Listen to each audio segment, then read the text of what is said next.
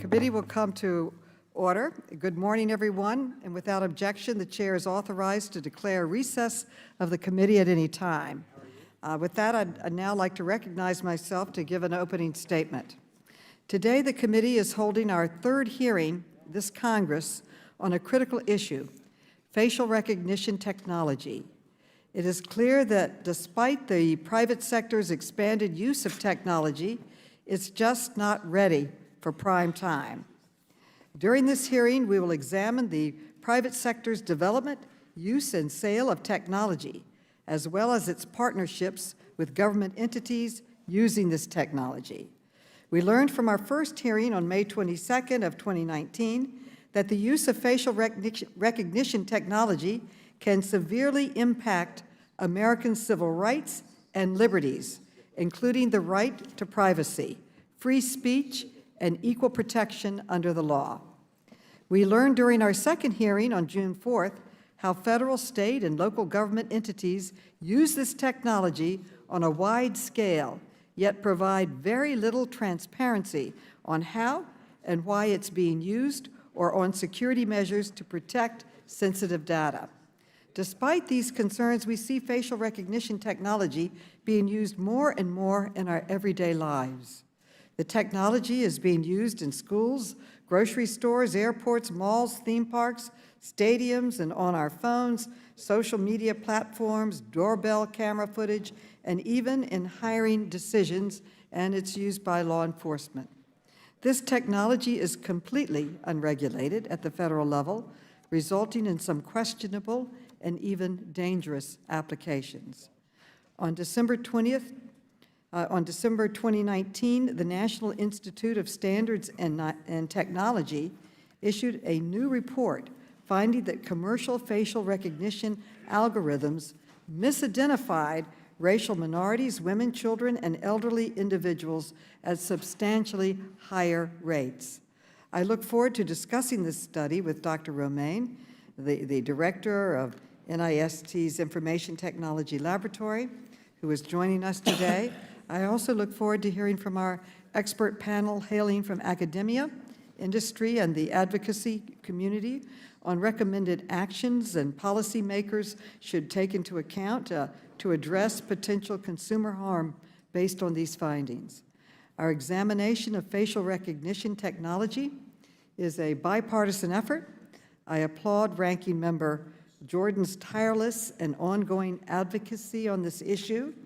We have a responsibility to not only encourage innovation, but to protect the privacy and safety of American consumers.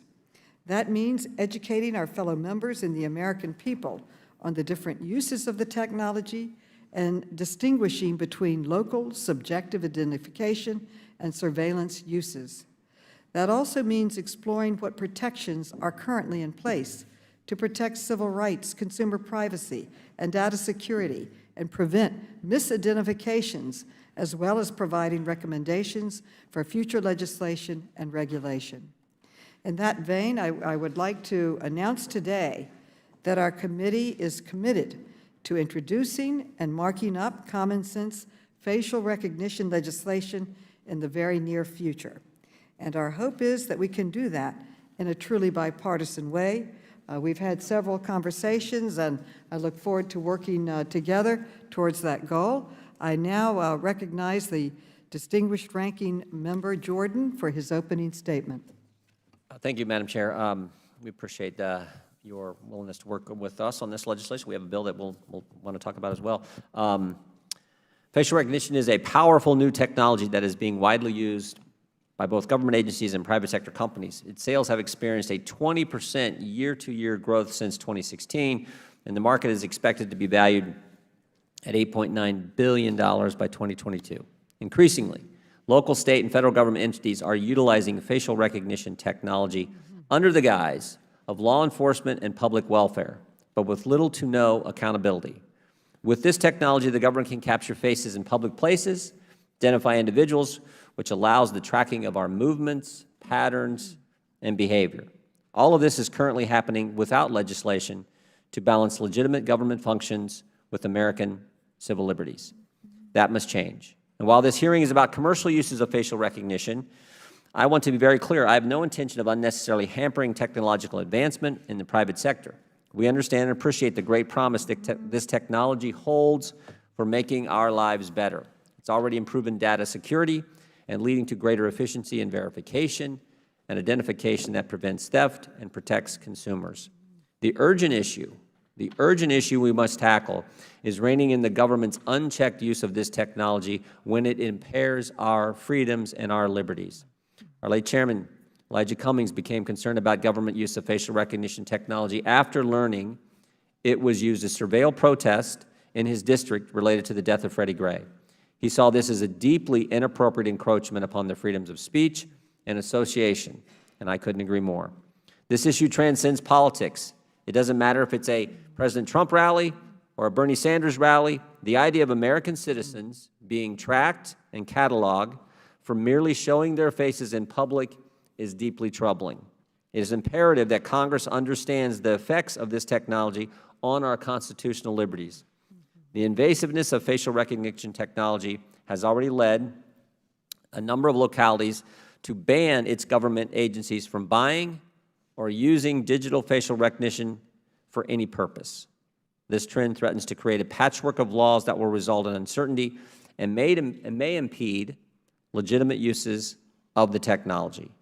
Unfortunately, this is not an issue we should leave to the courts. Facial recognition presents novel questions that are best answered by congressional policymaking, which can establish a national consensus. The unique government-wide focus of this committee allows us to consider legislation to address facial recognition technology here at the federal level. We know that a number of federal government agencies possess facial recognition technology and use it without guidance from Congress, despite its serious implications on our First and Fourth Amendment rights. At the bare minimum, we must understand how and when federal agencies are using this technology and for what purpose. Currently, we do not know even this basic information.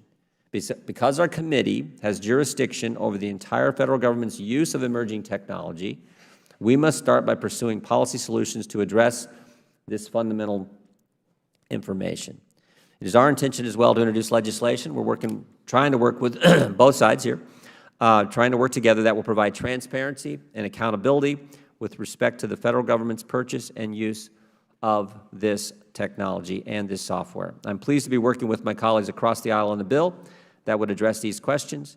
And again, I want to thank you, Madam Chairwoman, and I look forward to hearing from our witnesses today and thank them for being here. I yield back. Thank you, Mr. Gordon. But before we get to the witnesses, I'd like to make a unanimous consent request. I'd like to insert into the record a report from the ACLU, which found that Amazon's recognition technology misidentified 28 members of Congress as other individuals who had been arrested for crimes, including John Lewis, a national legend, a national civil rights leader. So I'd like to place that into the record. And I'd also like to mention that 3 members of this committee were misidentified: Mr. Gomez, Mr. Clay, and Mr. DeSagne. And they were misidentified. That shows this technology is not ready for prime time, along with 11 Republican members of Congress. So I would now like to recognize my colleague, Mr. Gomez, who has personal experience with this, for an opening statement. Thank you, Madam Chair. First, this is the committee is holding its 3rd hearing on this issue. And up until 2 years ago, this issue was not even on my radar until the ACLU conducted this test, which falsely matched my identity with somebody who committed a crime. Then all of a sudden, my ears perked up. But I had no doubt that I was misidentified because of the color of my skin than anything else. So as I started to learn and do research on this issue, my concerns only grew. I found out that it's being used in so many different ways, not only in law enforcement at the federal level, the local level, but it's also being used when it comes to apartment buildings, when it comes to doorbells, when it comes to shoppers, when it comes to a variety of things, right?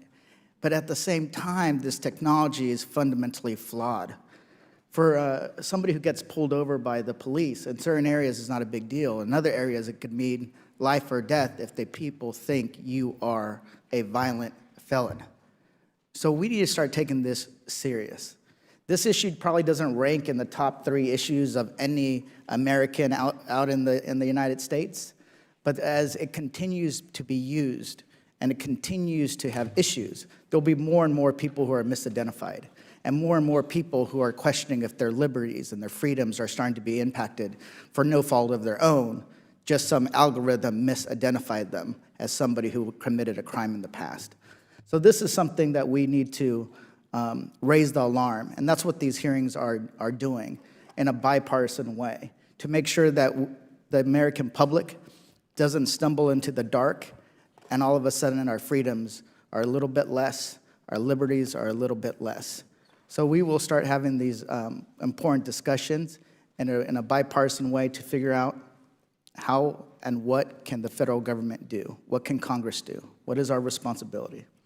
And with that, I appreciate the chair's commitment to legislation. I also appreciate the ranking member's commitment to legislation, because I know that this issue is a tough one, and it only can be done in a bipartisan way. With that, I yield back. I now recognize Mr. Meadows of North Carolina for an opening statement. Thank you, Madam Chairman, and the ranking member, both of you, thank you for your leadership on this important issue. 2 things that I would highlight. Certainly, we know Mr. Gomez, and we know that there is certainly no criminal background that he could ever be accused of being involved with. And so I want to stress that his character is of the utmost as it relates to even us on this side of the aisle. And I say that in jest because one of the things that we do need to focus on, and this is very important to me, I think that this is where conservatives and progressives come together, and it's on defending our civil liberties, it's on defending our Fourth Amendment rights, and it's that right to privacy. And I agree with the chairwoman and the ranking member and Mr. Gomez and others on the other side of the aisle where we've had really good conversations about addressing this issue. To focus only on the false positives, I think, is a major problem for us, though. Because I can tell you, technology is moving so fast that the false positives will be eliminated within months. And so I'm here to say that if we only focus on the fact that they're not getting it right with facial recognition, we've missed the whole argument. Because technology is moving at warp speeds, and what we will find is not only will they properly, my concern is not that they improperly identified Mr. Gomez. My concern is that they will properly identify Mr. Gomez and use it in the wrong manner. And so for the witnesses that are here today, what I would ask all of you to do is how can we put a safeguard on to make sure that this is not a fishing expedition at the cost of our civil liberties? Because that's essentially what we're talking about. We're talking about scanning everybody's facial features, and even if they got it 100% right, how should that be used? How should we ultimately allow our government to be involved in that? And so I'm extremely concerned that as we look at this issue, that we have to come together in a bipartisan way to figure this out.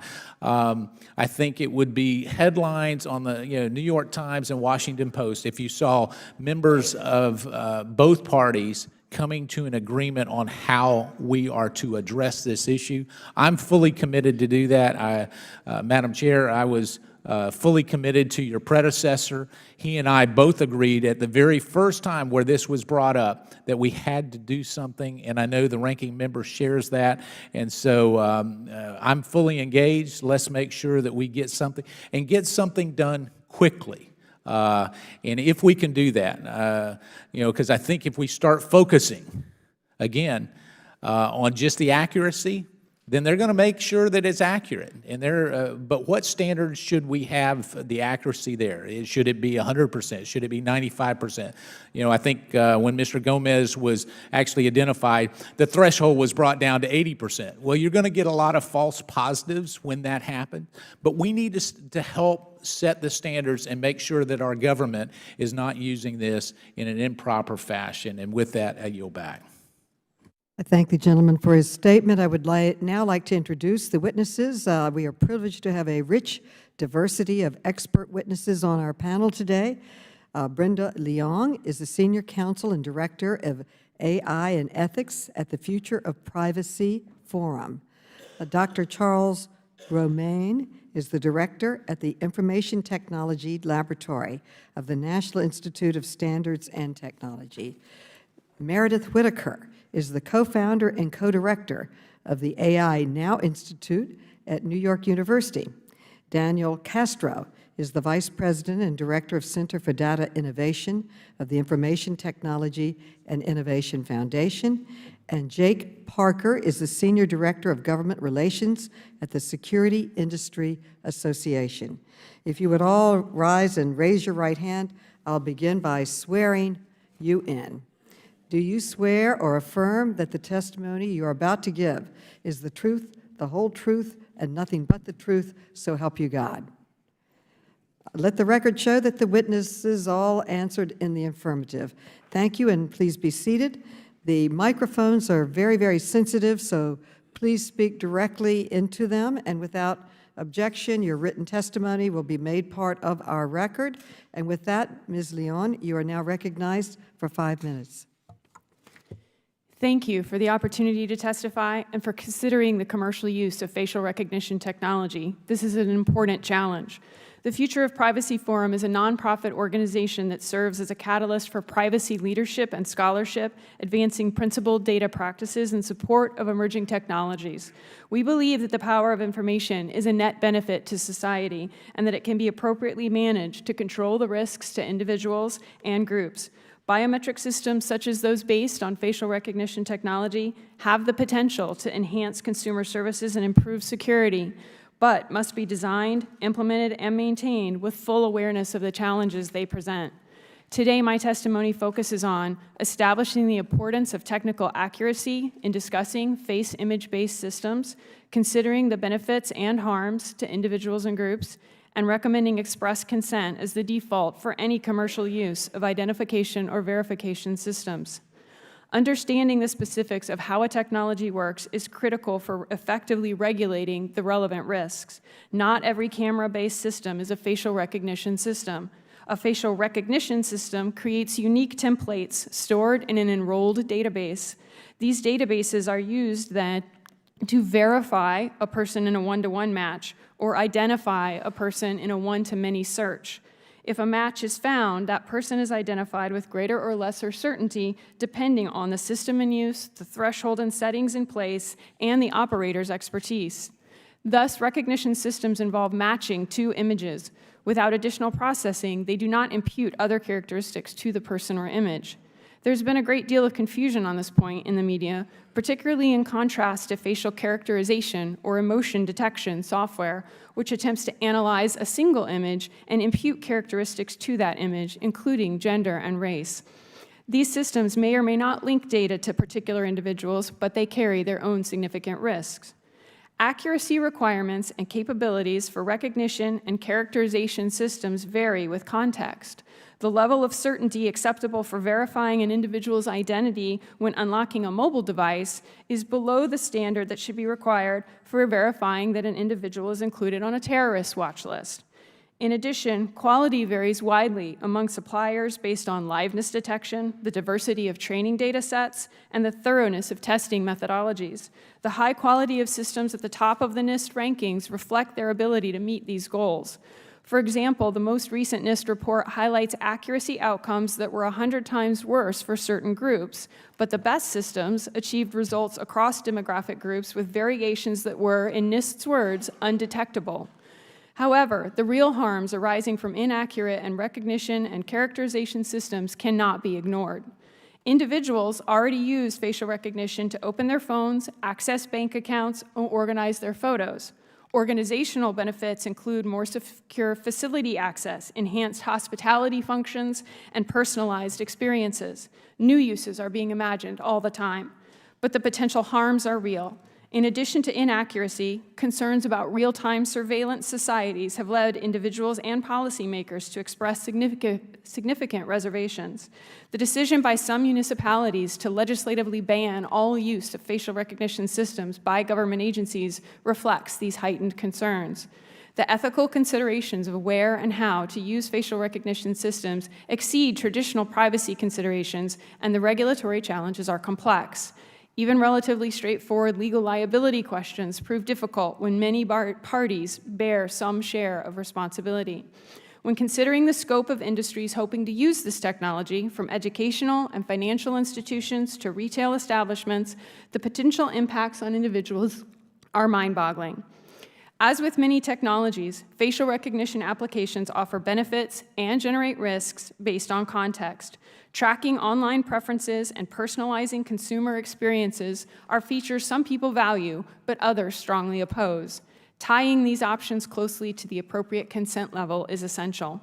While FPF prefers a comprehensive privacy bill to protect all sensitive data, including biometric data, we recognize that Congress may choose to consider technology-specific bills. If so, our facial recognition privacy principles provide a useful model, particularly in requiring the default for commercial identification or verification systems to be opt-in, that is, express affirmative consent, prior to enrollment. Exceptions should be few, narrow, and clearly defined, and further restrictions should be tiered and based on the scope and severity of potential harms. Thank you for your attention and your commitment to finding a responsible regulatory approach to the use of facial recognition technology. Thank you. The chair now recognizes Dr. Romine for 5 minutes. Chairwoman Maloney, Ranking Member Jordan, and members of the committee, I'm Chuck Romine, Director of the Information Technology Laboratory at the Department of Commerce's National Institute of Standards and Technology, known as NIST. Thank you for the opportunity to appear before you today to discuss NIST's role in standards and testing for facial recognition technology. In the area of biometrics, NIST has been working with public and private sectors since the 1960s. Biometric technologies provide a means to establish or verify the identity of humans based upon one or more physical or behavioral characteristics. Face recognition technology compares an individual's facial features to available images for verification or identification purposes. NIST's work improves the accuracy, quality, usability, interoperability, and consistency of identity management systems and ensures that United States interests are represented in the international arena. NIST research has provided state-of-the-art technology benchmarks and guidance to industry and to U.S. government agencies that depend upon biometrics recognition technologies. NIST's Face Recognition Vendor Testing Program, or FRVT, provides technical guidance and scientific support for analysis and recommendations for utilization of face recognition technologies to various U.S. government and law enforcement agencies, including the FBI, DHS, CBP, and IARPA. The NIST FRVT Interagency Report 8280, released in December 2019, quantified the accuracy of face recognition algorithms for demographic groups defined by sex, age, and race or country of birth, for both one-to-one and one-to-many identification search algorithms. It found empirical evidence for the existence of demographic differentials in face recognition algorithms that NIST evaluated. The report distinguishes between false positive and false negative errors and notes that the impacts of errors are application dependent. NIST conducted tests to quantify demographic differences for 189 face recognition algorithms from 99 developers using 4 collections of photographs with 18.27 million images of 8.49 million people. These images came from operational databases provided by the State Department, the Department of Homeland Security, and the FBI. I'll first address one-to-one verification applications. Their false positive differentials are much larger than those related to false negative and exist across many of the algorithms tested. False positives might present a security concern to the system owner, as they may allow access to imposters. Other findings are that false positives are higher in women than in men, and are higher in the elderly and the young compared to middle-aged adults. Regarding race, we measured higher false positive rates in Asian and African American faces relative to those of Caucasians. There are also higher false positive rates in Native American, American Indian, Alaskan Indian, and Pacific Islanders. These effects apply to most algorithms, including those developed in Europe and the United States. However, a notable exception was for some algorithms developed in Asian countries. There was no such dramatic difference in false positives in one-to-one matching between Asian and Caucasian faces for algorithms developed in Asia. While the NIST study did not explore the relationship between cause and effect, one possible connection and an area for research is the relationship between an algorithm's performance and the data used to train the algorithm itself. I'll now comment on one-to-many search algorithms. Again, the impact of errors is application dependent. False positives in one-to-many search are particularly important because the consequences could include false accusations. For most algorithms, the NIST study measured higher false positive rates in women, African Americans, and particularly in African American women. However, the study found that some one-to-many algorithms gave similar false positive rates across these specific demographics. Some of the most accurate algorithms fell into this group. This last point underscores one overall message of the report: different algorithms perform differently. Indeed, all of our FRVT reports note wide variations in recognition accuracy across algorithms, and an important result from the demographic study is that demographic effects are smaller with more accurate algorithms. NIST is proud of the positive impact it has had in the last 60 years on the evolution of biometrics capabilities. With NIST's extensive experience and broad expertise, both in its laboratories and in successful collaborations with the private sector and other government agencies, NIST is actively pursuing the standards and measurement research necessary to deploy interoperable, secure, reliable, and usable identity management systems. Thank you for the opportunity to testify on NIST's activities in face recognition and identity management, and I'd be happy to answer any questions that you have. Ms. Whitaker. Chairwoman Maloney, Ranking Member Jordan, and members of the committee, thank you for inviting me to speak today. My name is Meredith Whitaker, and I'm the co-founder of the AI Now Institute at New York University. We're the first university research institute dedicated to studying the social implications of artificial intelligence and algorithmic technologies. I also worked at Google for over a decade. Facial recognition poses serious dangers to our rights, liberties, and values, whether it's used by the state or private actors. The technology does not work as advertised. Research shows what tech companies won't tell you, that facial recognition is often inaccurate, biased, and error-prone. And there's no disclaimer to warn us that the populations already facing societal discrimination bear the brunt of facial recognition's failures. As Dr. Romain mentioned, the most recent NIST audit confirmed that some systems were 100 times less accurate for Black and Asian people than for white people. But this isn't facial recognition's only problem, and ensuring accuracy will not make it safe. Facial recognition relies on the mass collection of our biometric data. It allows government and private actors to persistently track where we go, what we do, and who we associate with. Over half of Americans are already in a law enforcement facial recognition database, and businesses are increasingly using it to surveil and control workers and the public. It's replacing time clocks at job sites, keys for housing units, safety systems at schools, security at stadiums, and much more. And we've seen real-life consequences. A facial recognition authentication system used by Uber failed to recognize transgender drivers, locking them out of their accounts and their livelihoods. Facial recognition and analysis is also being used to make judgments about people's personality, their feelings, and their worth, based on the appearance of their face.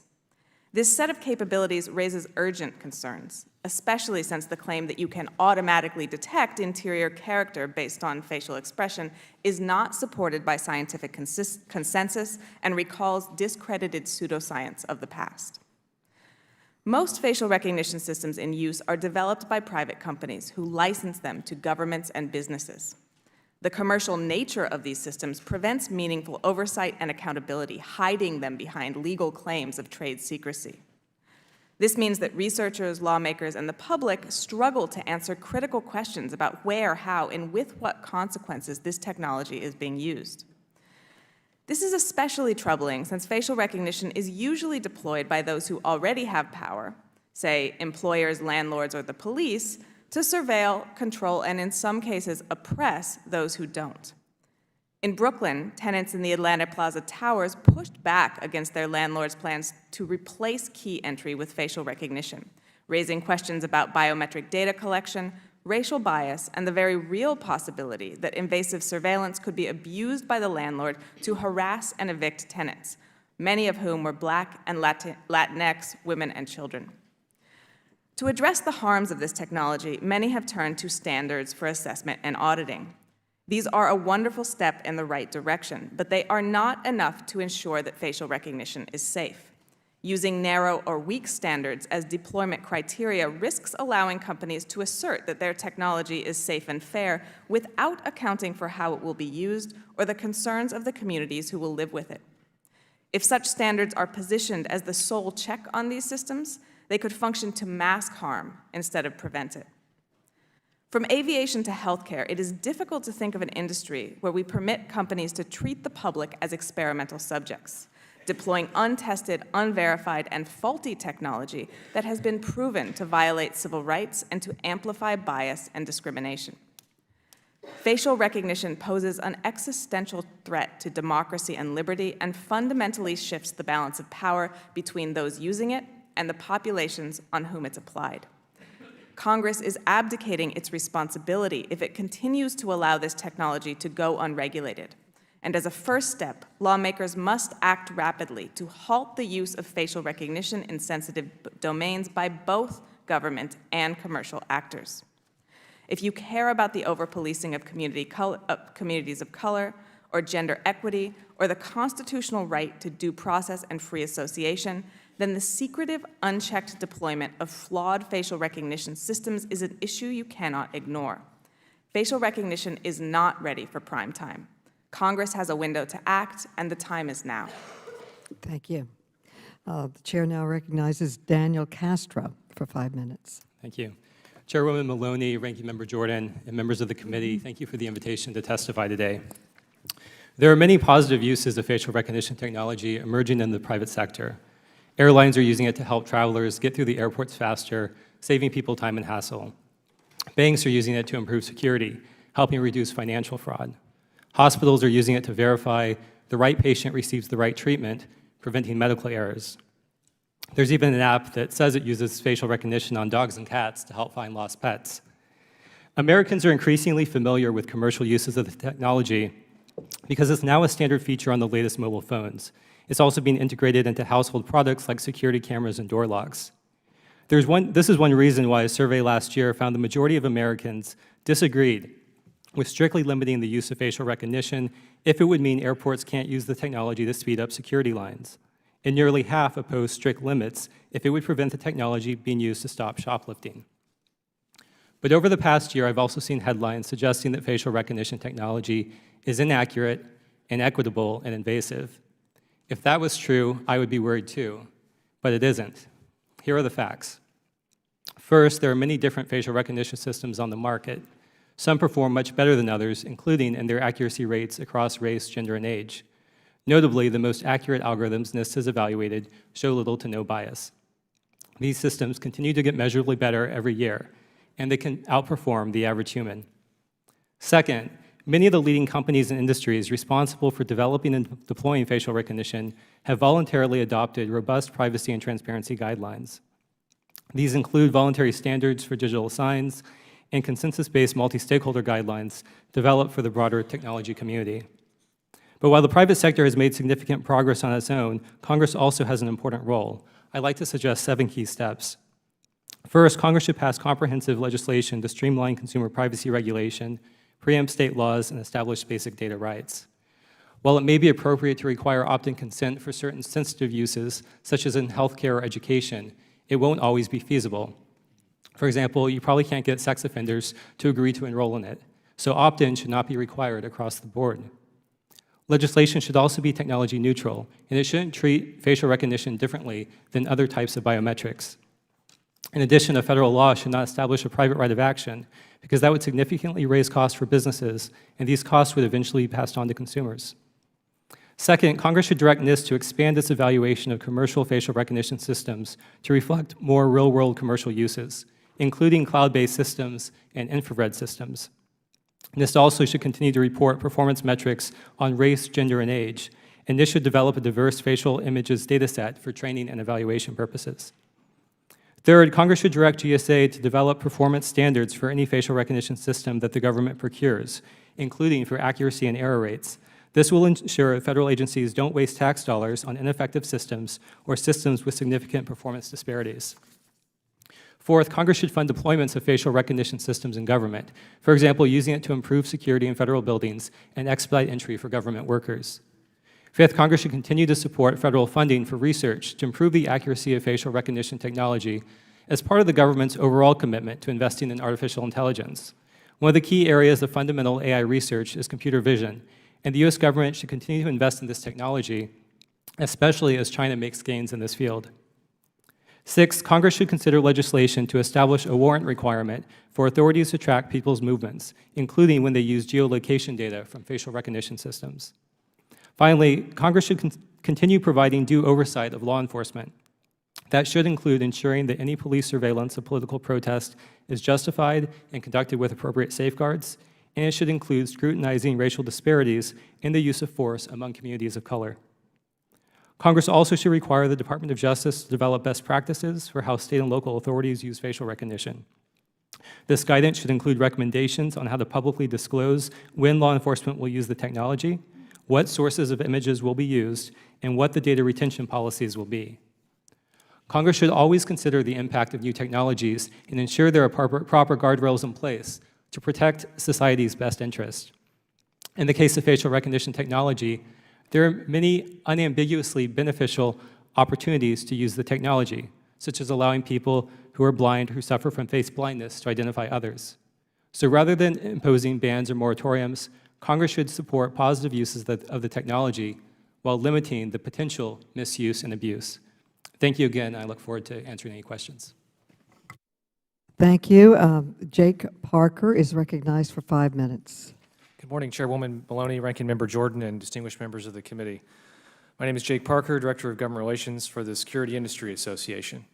SIA is a trade association representing businesses that provide a broad range of security products for the government, commercial, and residential users while employing thousands of innovators in the United States and around the globe.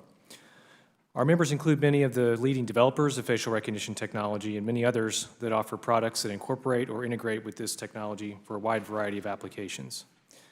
SIA members are developing tools and technologies to enhance security and convenience for consumers and enterprise users. It is because of the experience our members have in building and deploying this technology we're pleased to be here today to talk to you about how it can be used consistent with our values. We firmly believe that all technology products, including facial recognition, should only be used for lawful, ethical, and non-discriminatory purposes. That way, we as a society can have confidence that facial recognition makes our country safer and brings value to our everyday lives. So in commercial settings, facial recognition offers tremendous benefits. For example, it can be used to allow individuals to securely, quickly, and conveniently prove their identity in order to enter a venue, board a commercial airplane, perform online transactions, or seamlessly access personalized experiences. In addition, companies are using the technology to improve the physical security of their property and their employees against the threat of violence, theft, or other harm. Additionally, as you know, government agencies have made effective use of facial recognition for over a decade to improve homeland security, public safety, and criminal investigations. And one important example of the use of this technology is to identify and rescue trafficking victims. It's been used in almost 40,000 cases in North America, identifying 9,000 missing children and over 10,000 traffickers. According to news reports, a law enforcement officer in California last year saw a social media post about a missing child from the National Center for Missing and Exploited Children. After law enforcement used facial recognition, the victimized child was located and recovered. And another notable success story, NYPD detectives last year used this technology to identify a man who sparked terror by leaving a pair of rice cookers at the Fulton Street subway. Using facial recognition technology along with human review, detectives were able to identify the suspect within an hour. The chief of detectives was quoted as saying, "To not use this technology would be negligent." Both public and private sectors have seen that better cameras, better devices with more computing power combined with more effective software can provide security-enhancing tools. From unlocking mobile phones to securing critical infrastructure, facial recognition technologies abound. But in all applications, SIA members see transparency as the foundation that governs the use of facial recognition technology. It should be clear when and under what circumstances the technology is used, as well as the processes governing the collection, processing, and storage of related data. We support sensible safeguards that promote transparency and accountability as the most effective way to ensure that responsible use of the technology without unreasonably restricting tools that have become essential to public safety. Additionally, SIA does not support moratoriums or blanket bans on the use of this important technology. As the committee works on the proposals mentioned earlier requiring greater accountability for federal government use, we encourage private sector developers to be brought into the conversation to present our real-world views on how the technology works and should be best managed. We hope you'll also remember the important role the government plays in supporting biometric technology improvements, and at a minimum, Congress should provide NIST with the resources it needs to support the expansion of these efforts. As we think about regulation, we believe that any efforts specific to commercial use make sense in the context of national data privacy policy. Many legislative efforts in this area include biometric information, and was said earlier, we think this needs to be tech neutral, but this is the right approach to include. In the meantime, we encourage our members to play an active role in providing end users with the tools they need to use this technology responsibly. In order to make this come to fruition, SIA is developing a set of use principles on the technology. So this hearing comes on the heels of a recent NIST study in which generated a lot of news and a fair amount of controversy. It's important to note that biometric technology companies have been working closely with NIST for decades, handing over their technology and allowing the government to rigorously test it and publicly post the results. And it's improving every year to the point where the accuracy is reaching that of automated fingerprint comparison, which is viewed as the gold standard for identification. The most important significant takeaway from the NIST report is that it confirms facial recognition technology performs far better across racial groups than had been widely reported before. According to NIST data, only 4 out of 116 verification algorithms tested using the mugshot database had false match rates more than 1% for any demographic. While it's tremendous progress for users of biometrics, we are committed to continuing to provide technology so that all users can be comfortable with it and the transparency and privacy policy surrounding its deployment to improve the technology. On behalf of SIA, thanks for the opportunity to appear before you today, and we look forward to working with you. Thank you. Dr. Romaine, I would like to ask you about the study that you released last month and that you mentioned in your testimony, and I'd like to ask unanimous consent to place that study in the record without objection. We all know that commercial facial recognition technology continues to expand in both the public and private sectors, but your new study found that facial recognition software misidentified persons of color, women, children, and elderly individuals at a much higher rate. And in your study, you evaluated 189 algorithms from 99 developers.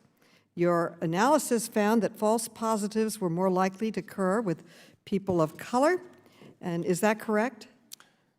It is correct for the largest collection of the algorithms. That's correct. And your report also found that women, elderly individuals, and children were more likely to be misidentified by the algorithms. Is that correct? That is correct for most algorithms. Now, in women's health, they used to do all the studies on men. When you were doing these studies, were you doing them on men's faces as a pattern, or were you using women's faces? No, we had a substantial set of images that we could pull from, and so we were able to represent a broad cross-section of demographics. Okay, did these disparities in false positives occur broadly across the algorithms that you tested? They did occur broadly for most of the algorithms that we tested. And your study states, and I'm quote, across demographics, false positive rates often vary by factors or 10 to beyond 100 times, end quote. These are staggering numbers, wouldn't you say? How much higher was the error rate when the algorithms were used to identify persons of color as compared to white individuals? So as we state in the report, the error rates for some of the algorithms can be significantly higher, from 10 to 100 times the error rates of identification for Caucasian faces for a subset of the algorithms. And what was the difference in the misidentification rate for women? Similar rates of 10 to 100? 10 to 100. I'll have to get back to you on the exact number, but it's certainly a substantial difference on some algorithms. What about black women? Was that higher? Black women have a higher rate of on some algorithms, on the same algorithms that we're discussing, than either black faces broadly speaking or women broadly speaking.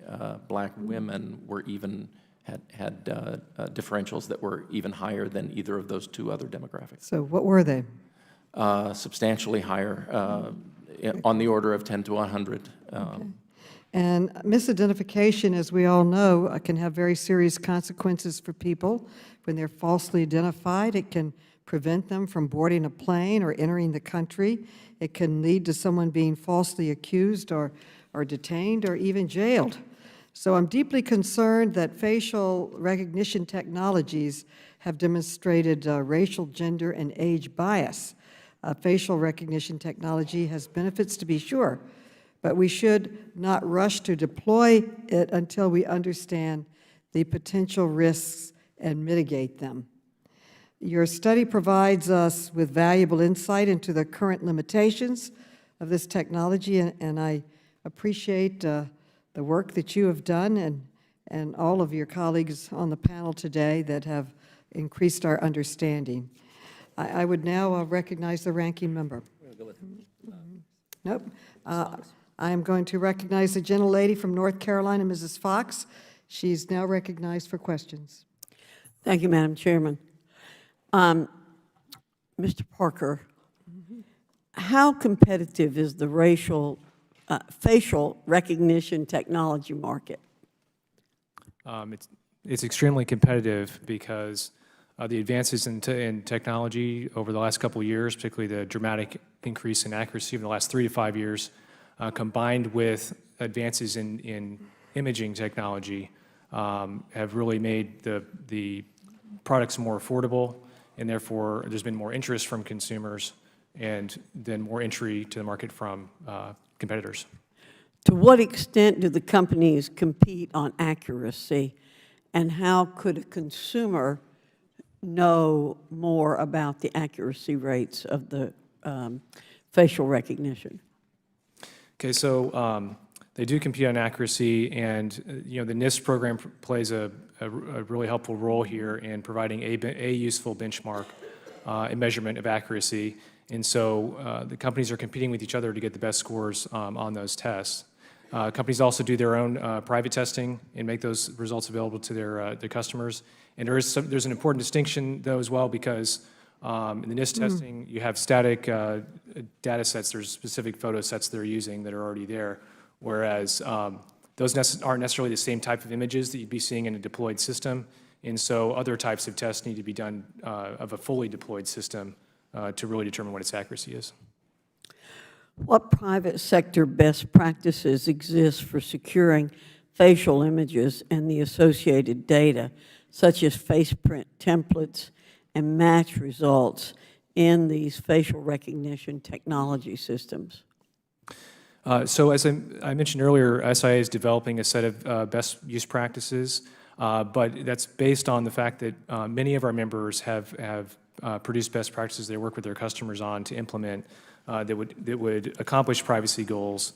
I have a couple of examples, but one of the most significant things to mention here is that many of these products already have built into them the ability to comply with data privacy laws in Europe, so the GDPR laws in Europe. And so this has to do with encrypting photos, encrypting any kind of personal information that's associated with it, securing channels of communication between the server and the device, as well as procedures for looking up someone's information, being able to delete that if requested, and being able to tell someone what information is in the system.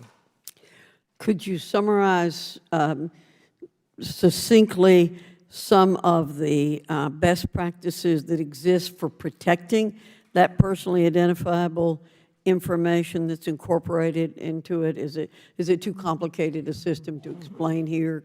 Is there something we could have to read, or? I'm sure I could be happy to provide some more details later, but certainly one of the most important things is encryption of the data. So that prevents its usefulness if there's a data breach. Also, it's important to point out that we talked about the face template is what the system uses to make a comparison between two photos. So by itself, it's basically like the digital version of your fingerprint that's turned into a number in a fingerprint system. By itself, if that data is compromised, it's not useful to anyone because the proprietary software is the only thing that can read it. I've been reading a lot about the difference between Europe and us in developing these kinds of techniques recently. A number of state and international policies are impacting how information is collected. For example, Illinois, Washington, Europe's GDPR directly address privacy information. How have commercial entities conformed to these new legal structures? So what we're seeing is that we're adapting here, and that we're already building in these features to products in anticipation, first of all, because it's just good practices, right, that many of the things that GDPR requires, but also we anticipate there to be a similar framework here at this country at some point, and so being proactive in building some of those things in. Thank you, Madam Chairman. I yield back.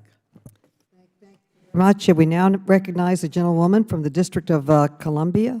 Ms. Norton is now recognized for questions. Thank you, Madam Chair. This is an important hearing, but I must say I think we're playing catch-up.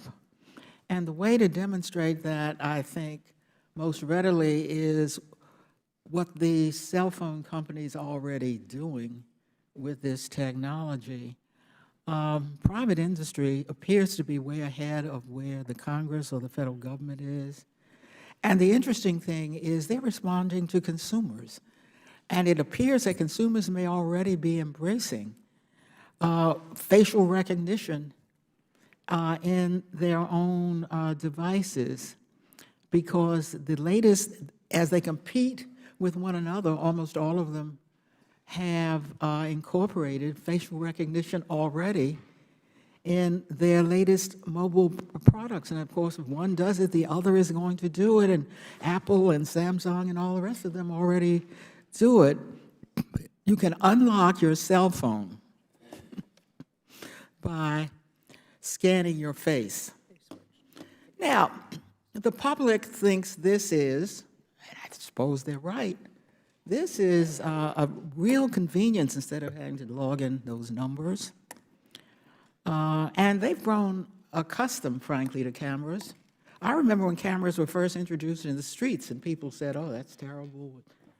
Oh, then of course, there's no right to privacy once you go in the streets, but when we're talking about my cell phone, there's a lot of private information in there. According to recent reports, this technology is not foolproof. That's my concern. That, for example, a simple photograph can fool it in some instances, or unauthorized individuals could get into your cell phone, and any sensitive information that you happen to have in there, and a lot of people store things like, of course their email is there, but banking and the rest of it. Ms. Leong, do you see problems that are already there of companies now integrating facial technology onto consumer devices like this? Now, are we too far behind to do anything about it, because it looks like the public sees convenience, and I don't hear anybody protesting it? Would you comment? Thank you very much. I think that's an excellent question, since we do see the use cases advancing quickly in many applications. As you say, with phones being one of the most personalized ones that people have, I think they make a good example, too, of some of the variations that are in place in the market of the different ways that facial recognition technology is being used. For example, in your phone, I'm going to use Apple as the example, and this is my best understanding, I obviously don't work for or speak for Apple, takes a representative picture of your face using both infrared technology and 3D imaging in order to prevent things like using a photo or using another person, and it takes it at a level of detail that stands up to about a 1 in 10 million error rate, which is a pretty substantive level for something that is in fact part of a two-factor process. You have to have the phone, and then you have to know whose phone it is and have their face, and then you have to match whatever that standard is. So that's actually a pretty robust standard for the level of risk involved in what might be, have a lot of personal data, but is one level of concern for people being violated. A facial recognition system that identifies somebody off of a video feed as a suspect in a crime would be an entirely different level of risk, entirely different level of implication on that person, and certainly should be considered and potentially regulated in a very different way than that. So yes, I do think we see those things being used in different ways already. Some of those have already started to have some blowback on them in things like the criminal justice system, and that, I think, is what has really gotten people's attention and said, where are the places that we need to draw those lines and say it shouldn't be used here in these cases, maybe at all, or if it is, it should be used in very limited and regulated ways. Ms. Whitaker, can I ask you about the average consumer? Does the average consumer have any way to confirm, should they have any way to confirm, that these cell phone manufacturers are in fact storing their biometric or other data on their servers? What should we do about that? Consumer knowledge. Yeah, the average consumer does not, and indeed many researchers, many lawmakers don't, because this technology, as I wrote about in my written testimony, is hidden behind trade secrecy. This is a corporate technology that is not open for scrutiny and auditing by external experts. I think it's notable that while NIST reviewed 189 algorithms for their latest report, Amazon refused to submit their recognition algorithm to NIST. Now, they claimed they couldn't modify it to meet NIST's standards, but they are a multi-billion-dollar company and have managed some other pretty incredible feats. So whatever the reason is, what we see here is that it's at the facial recognition company's discretion what they do or don't release, that they release accuracy numbers oftentimes that aren't validated or aren't valid, that it's not possible to validate by the general public. So we're left in a position where we have to trust these companies, but we don't have many options to say no or to scrutinize the claims they make. Thank you, Madam Chair. Thank you. The gentleman from Louisiana, Mr. Higgins, is now recognized for questions. Thank you, Madam Chair. I'd like to ask unanimous consent that the statement of Chief James Craig of the Detroit Police Department, his written testimony be entered into the record. The Chief has had a tremendous amount of success using facial recognition technology. Without objection. And can I also like to recognize and thank our esteemed colleague, Representative Gomez, for his opening statement, standing upon principles of freedoms and liberties, protecting freedoms and liberties, and resisting and curtailing the manifestation of Big Brother, reducing and controlling the size and scope of federal powers, and I want you to know, good sir, the Republican Party welcomes your transition. Madam Speaker, facial recognition technology is an emerging technology, and of course it's produced by private entities. Law enforcement doesn't produce its own technologies. It's coming and it's here. It'll get better as the weeks and months move forward. It should be no surprise to us that the effective percentages of identifications using a new technology will increase as time moves forward. And there's more coming. There's total person recognition technology coming. It measures the specific physical features of individuals, their gait, length of their arms, et cetera. This technology is coming. Now, what we should seek is a means by which to make sure that Big Brother is not coming. Now, I have a background in law enforcement, and recognition technology has become manifest in many ways. You have license plate readers being used from sea to shining sea. These are readers in police units that drive around, read license plates. If we're looking for a suspect vehicle, and we have an eye out for a particular vehicle, particular color, that's human recognition. We see that vehicle, we read the license plate, we have license plate readers reading every plate we pass. If it's expired or the associated driver's license to that registered vehicle is a person that's wanted, then we'll keep an eye on that vehicle. And if the guy that walks out the building and gets in that vehicle appears to be the suspect that we've identified or we have a warrant for, then there's going to be some interaction there.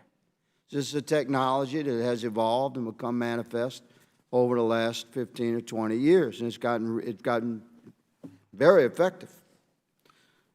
Prior to facial recognition technology, it was completely common that we used digital record from crime scene, images frozen, the best picture we could get from a crime scene video from surveillance cameras at the business or whatever was available to us.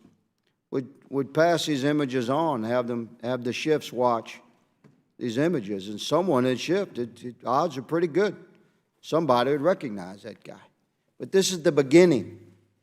Recognition is the beginning of an investigation. It helps law enforcement cultivate a person of interest for us to speak to. There can never be a time where there's just two things we stand against, and this is where the ranking member and I have had discussions at length. Both of us stand against live streaming the images of free Americans as they travel and enter businesses or go to and fro across America through some database, and all of a sudden the police show up and to interview that guy. But solving a crime, we're already using digital images to the best of our ability to solve crimes. And every American should recognize that this is an important tool. The Chief's written statement, which I've asked to be submitted and the Chairwoman has graciously accepted, has several examples of incredible success using this technology. I'm going to have a question I'll submit in writing, if I may, Madam Chair, for Mr. Parker and Mr. Romaine and Ms. Whitaker. I have three specific questions, which time will not allow. This is an important topic. We've had several hearings about it. I thank the majority party's focus on this, and I hope that we can come together with effective legislation that both allows the technology to move forward as a law enforcement tool and protects the freedoms and privacy of the American citizens we serve. I yield. Thank you. I now recognize the gentleman from Massachusetts, Mr. Lynch, is now recognized for questions. Thank you very much, Madam Chair, and I want to thank you and the ranking member for collaborating on this hearing and approaching it in the right way, I think. First of all, I want to thank the witnesses for your testimony. I think it's very helpful. As I understand it, and I'm not sure, I'm a little skeptical, they tell me that the facial recognition that you use on your phone with the iPhone, that at least the way iPhone says they handle this is that the indicia of identity stays on the phone and doesn't go up to a server at this point. But you know, I sort of question whether they'll have that ability to do that in the future. I think there's probably a greater danger that they will get facial recognition right. You know, it's not the misses that I'm concerned about right now, although that has to stop. It's what happens when they have all this data out there, whether it's law enforcement or private firms. We had a massive data breach by Suprema, which is a big biometrics collector, 100 million people, I think. No, I'm sorry, 27 million people in that breach. And then Customs and Border Patrol, 100,000 people that they identified along with license plates, that was breached. So the concern is once this information is collected, it is not secure. And that's a major problem for all of us. I want to ask some specific questions about TikTok. So TikTok is a Chinese company. Well, it was purchased by a Chinese company. It's a musical video app that the kids love. I think they tell me that in the last 90 days, 1 billion people have downloaded it in U.S. and in Europe. And it's owned by the Chinese government. And under China, it's located in Beijing. And under Chinese law, the recent national security law in China, they have to cooperate. They have to cooperate with the Chinese government. And we already see it happening. If you look on TikTok, you don't see much about the protests in Hong Kong. They're already exercising censorship on TikTok. So TikTok would have to cooperate with China. So that's a national security concern for us. CFIUS is looking at it. It's under review. The other situation is Apple phone, the iPhone, and our efforts because of the Pensacola shootings.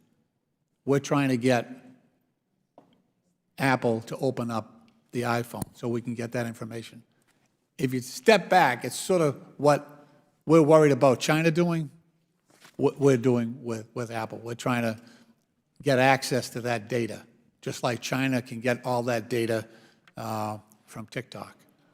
How do we resolve that dilemma? Is there a way, Dr. Romine, that we can protect our citizens and others who share that data or have their data, their identity captured, their facial recognition captured? How do we resolve that so that we use it to the benefit of society? I think the bottom line, thank you for the question. I think the bottom line really is balancing the understanding of the risks associated with policy decisions that are made. Those policy decisions are outside of NIST's purview, but with regard to the debate on access to Apple and encryption, we know that in the government and broadly speaking, there are two. Okay, if it's not in your discipline, let me ask Ms. Whitaker. Same question. Thank you for the question. I think the short answer there is that we don't have the answer to that question. We have not done the research that is needed to affirmatively answer that, yes, we can protect people's privacy, their liberty, when these technologies are deployed at wide scale in a complex geopolitical context. I think we need more of that research, and we need clear regulations that ensure that these are safe. All right. Mr. Castro, anything to add? Yeah, I just say, I think we need to unabashedly support encryption. I think when you have end-to-end encryption, consumers have control over their data, and then the third parties don't. If we back that, that's the way you give consumers control of the information. That's how you keep it out of the hand of government on either side. All right. I have exhausted my time. Madam Chair, thank you for your courtesy. Thank you so much. The gentleman from Texas, Mr. McLeod, is now recognized for questions. Hello, thank you all again for being here and your work on this topic. This is an extremely important topic that obviously we're going through the birth pains of development on this new technology. Mr. Parker, the government use of facial recognition technology, are they using technologies that are primarily developed by the government or commercial entities? I believe that's a mixture of both. So in some cases, especially with federal agencies, they've developed their own systems over time. But I think increasingly it's moving to commercial solutions, I believe. Commercial solutions. And Dr. Romaine, maybe Mr. Castro, you can help with this. What's been the industry response to the NIST report? From our perspective, industry's been involved from the outset. They've been very supportive of the efforts that we've undertaken in FRVT over the last 20 years. So it's generally a very positive thing. Industry feels challenged to do better. Yeah, if I can just add, I think it depends on the industry. You know, those that are participating really value it. But as I noted, I mean, it's excluding a lot of the technologies that we're using today. So it excludes, for example, Amazon, because Amazon's a cloud-based system. It excludes Apple's, because Apple's is an infrared system. We need to include those as well. Okay. And Mr. Castro, Mr. Parker, you both mentioned that it's been improving dramatically year by year, I guess. Would you say that we're weeks, months, years, decades away from getting this technology to an acceptable? I think if you look at the best performing algorithms right now, they are at that level of acceptance that we would want. They're, you know, error rates of 0.01%. I mean, that's incredibly small. And so when we're talking about even the magnitude of difference between error rates, if you have something that's 10 times worse, that's still 0.1% error rate. And it's 0.1% error rate. So that's, you know, 1 out of 10,000, 1 out of 1,000. These are very small numbers. All right. Mr. Parker. Yeah, so we're reaching, right, as Mr. Castro said, we're reaching that point now. I think there's some reasons why the industry is really focused on the false negative type error rates in reducing that over time. And I think and that's down to extremely low levels now. And this is documented that it's 20 times better now than it was 5 years ago. But I think given the results of the demographic effects study, we're looking at now some of the false positive rates in trying to make those more uniform. So, you know, the way that, you know, achieving homogeneous rates, the way NIST defined that is those that are mostly the same across different demographic groups. And so I think, so there's an important context to consider these in. That one is, that was been mentioned already, the total relative scale. I mean, 100 times 0.01 is 1%.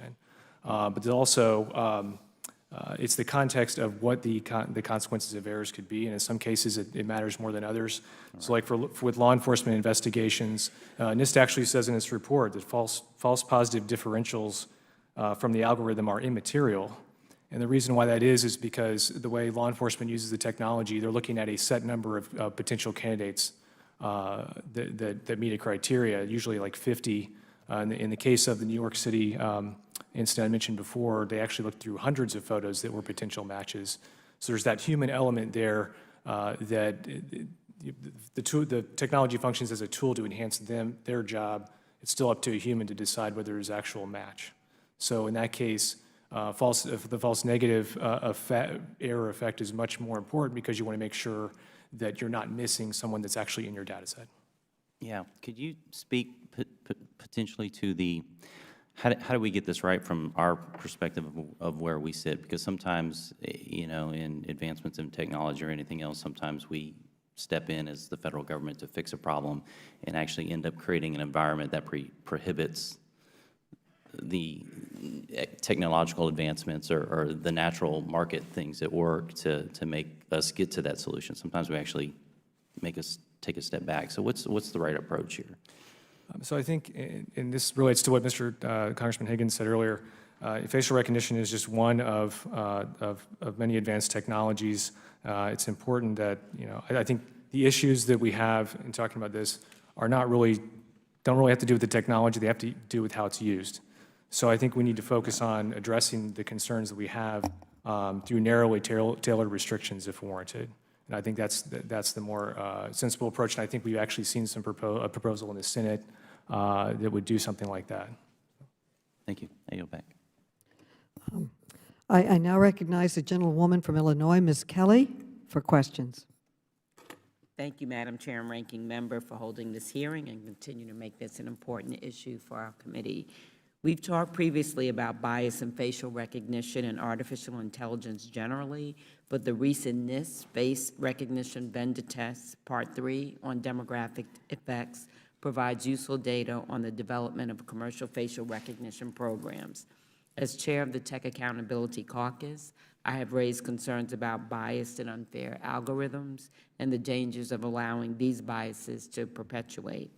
The results of the Part 3 report were not particularly surprising, as has been discussed, with women and individuals of African and Asian descent having higher false positive rates than middle-aged Caucasian men. Director Romine, in your testimony, I was hoping you could clarify the statement that policymakers and the public should not think of facial recognition as either always accurate or always error-prone. In my opinion, as policymakers, we should be pushing to have these technologies get as close to always accurate as possible. Why should we not strive to think of this technology as always accurate? And how long will we have to wait for this technology to reach close to always accurate for all demographic groups? Thank you for the question. I don't know how long it will be. I can't predict the future. The statement refers to the fact that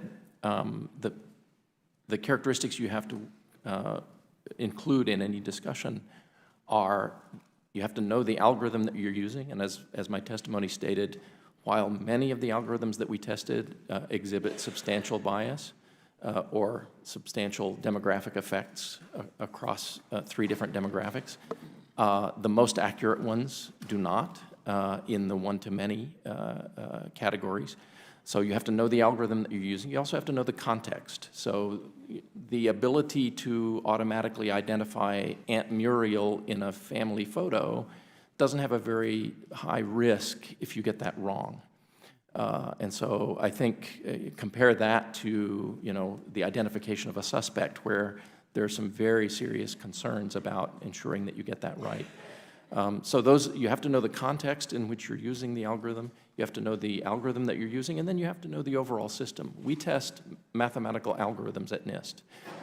We don't have the capacity, and we don't test systems that are deployed in the field, and those have implications as well. While I have you, can you discuss the benefits of auditing facial recognition systems for bias? From our perspective, whether it's policymakers or government entities or private sector entities that want to use face recognition, the most important thing to do is to understand, to have the accurate data, accurate, unbiased data that we can provide so that appropriate decisions are made with regard to whether to regulate or not, what kinds of regulations might be needed, in what contexts. If you're in a procurement situation, procuring a system, you want to know the performance of that system and the algorithms that it depends on. So those are the things that we think are appropriate from an auditing capability or an auditing perspective.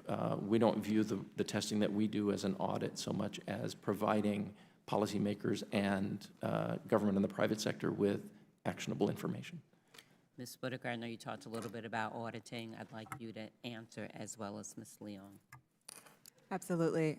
I think auditing is absolutely important, but we need to understand how we're measuring these systems. In my written testimony, I gave an example of one of the most famous facial recognition measurement systems. It was a data set that we measure these systems against, and it's called Labeled Faces in the Wild, and in short, it features photos of mainly men and mainly white people. So the way that the industry assessed accuracy was to be able to recognize white men, and that gives us a sense of why we're seeing these pervasive racial and demographic biases across these systems. So the standards we choose to measure ourselves by matter greatly. And if those standards don't ask questions about what the data that will be used in these systems in a deployment environment will be, how these systems will be used, if they don't ask questions like what the Atlantic Plaza tenants were concerned about, will they be abused, will they be used to... I just want to give Ms. Leon a chance before my time runs out. I agree absolutely that the auditing function is critical, and as Ms. Whitaker said, the standards being used both during development and testing and by the companies afterwards matter. One of the regulatory options is to have requirements that say government use or purchase of systems have to be NIST evaluated or have been ranked by some external objective tester that has clear transparency into what the standards were and how it was measured and what was done. Thank you. I yield back. From the great state of Georgia, Mr. Heiss is now recognized for questions. Thank you, Madam Chair. There's no question this technology of facial recognition is extremely important and viable for our government. I think most notably places like Border Patrol and law enforcement. At the same time, there's also no question that this technology allows for any individual to be identified in public spaces, be it through the private sector or government entities, and therein lies a potential problem and grave concern for many people. Both, whether we're dealing in private sector or government, should bear the responsibility of individual privacy and data security. And so I'm not sure exactly where this question is best directed, be it Mr. Parker, Mr. Castro, Ms. Leong, I'm not sure. So any of you jump in here. Are there, let's start with the private sector, companies that are using facial recognition technology that are addressing this issue of civil liberty or the whole question of privacy? In other words, are there any within the private sector who are setting forth best practices? Any of the stakeholders?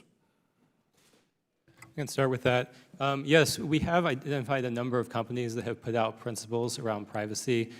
Specifically, I can name some: Rank 1, Microsoft, Amazon, Google. They've all have public statements where they identify what specifically they're doing around facial recognition, how they want to protect privacy, how they're doing it in terms of development of the technology, what they're doing with a developer agreement, so that anyone's using their technology, what they have to agree to use their technology. Like, what are some of those principles? Yeah, so what are the guidelines? It has things around transparency, consent, data protection, notification. They go through a whole set of issues, and these match the type of consensus-based guidelines that we've seen come out of other forums as well. All right, so we have a big concern, you just brought it up, that people are being identified without their consent.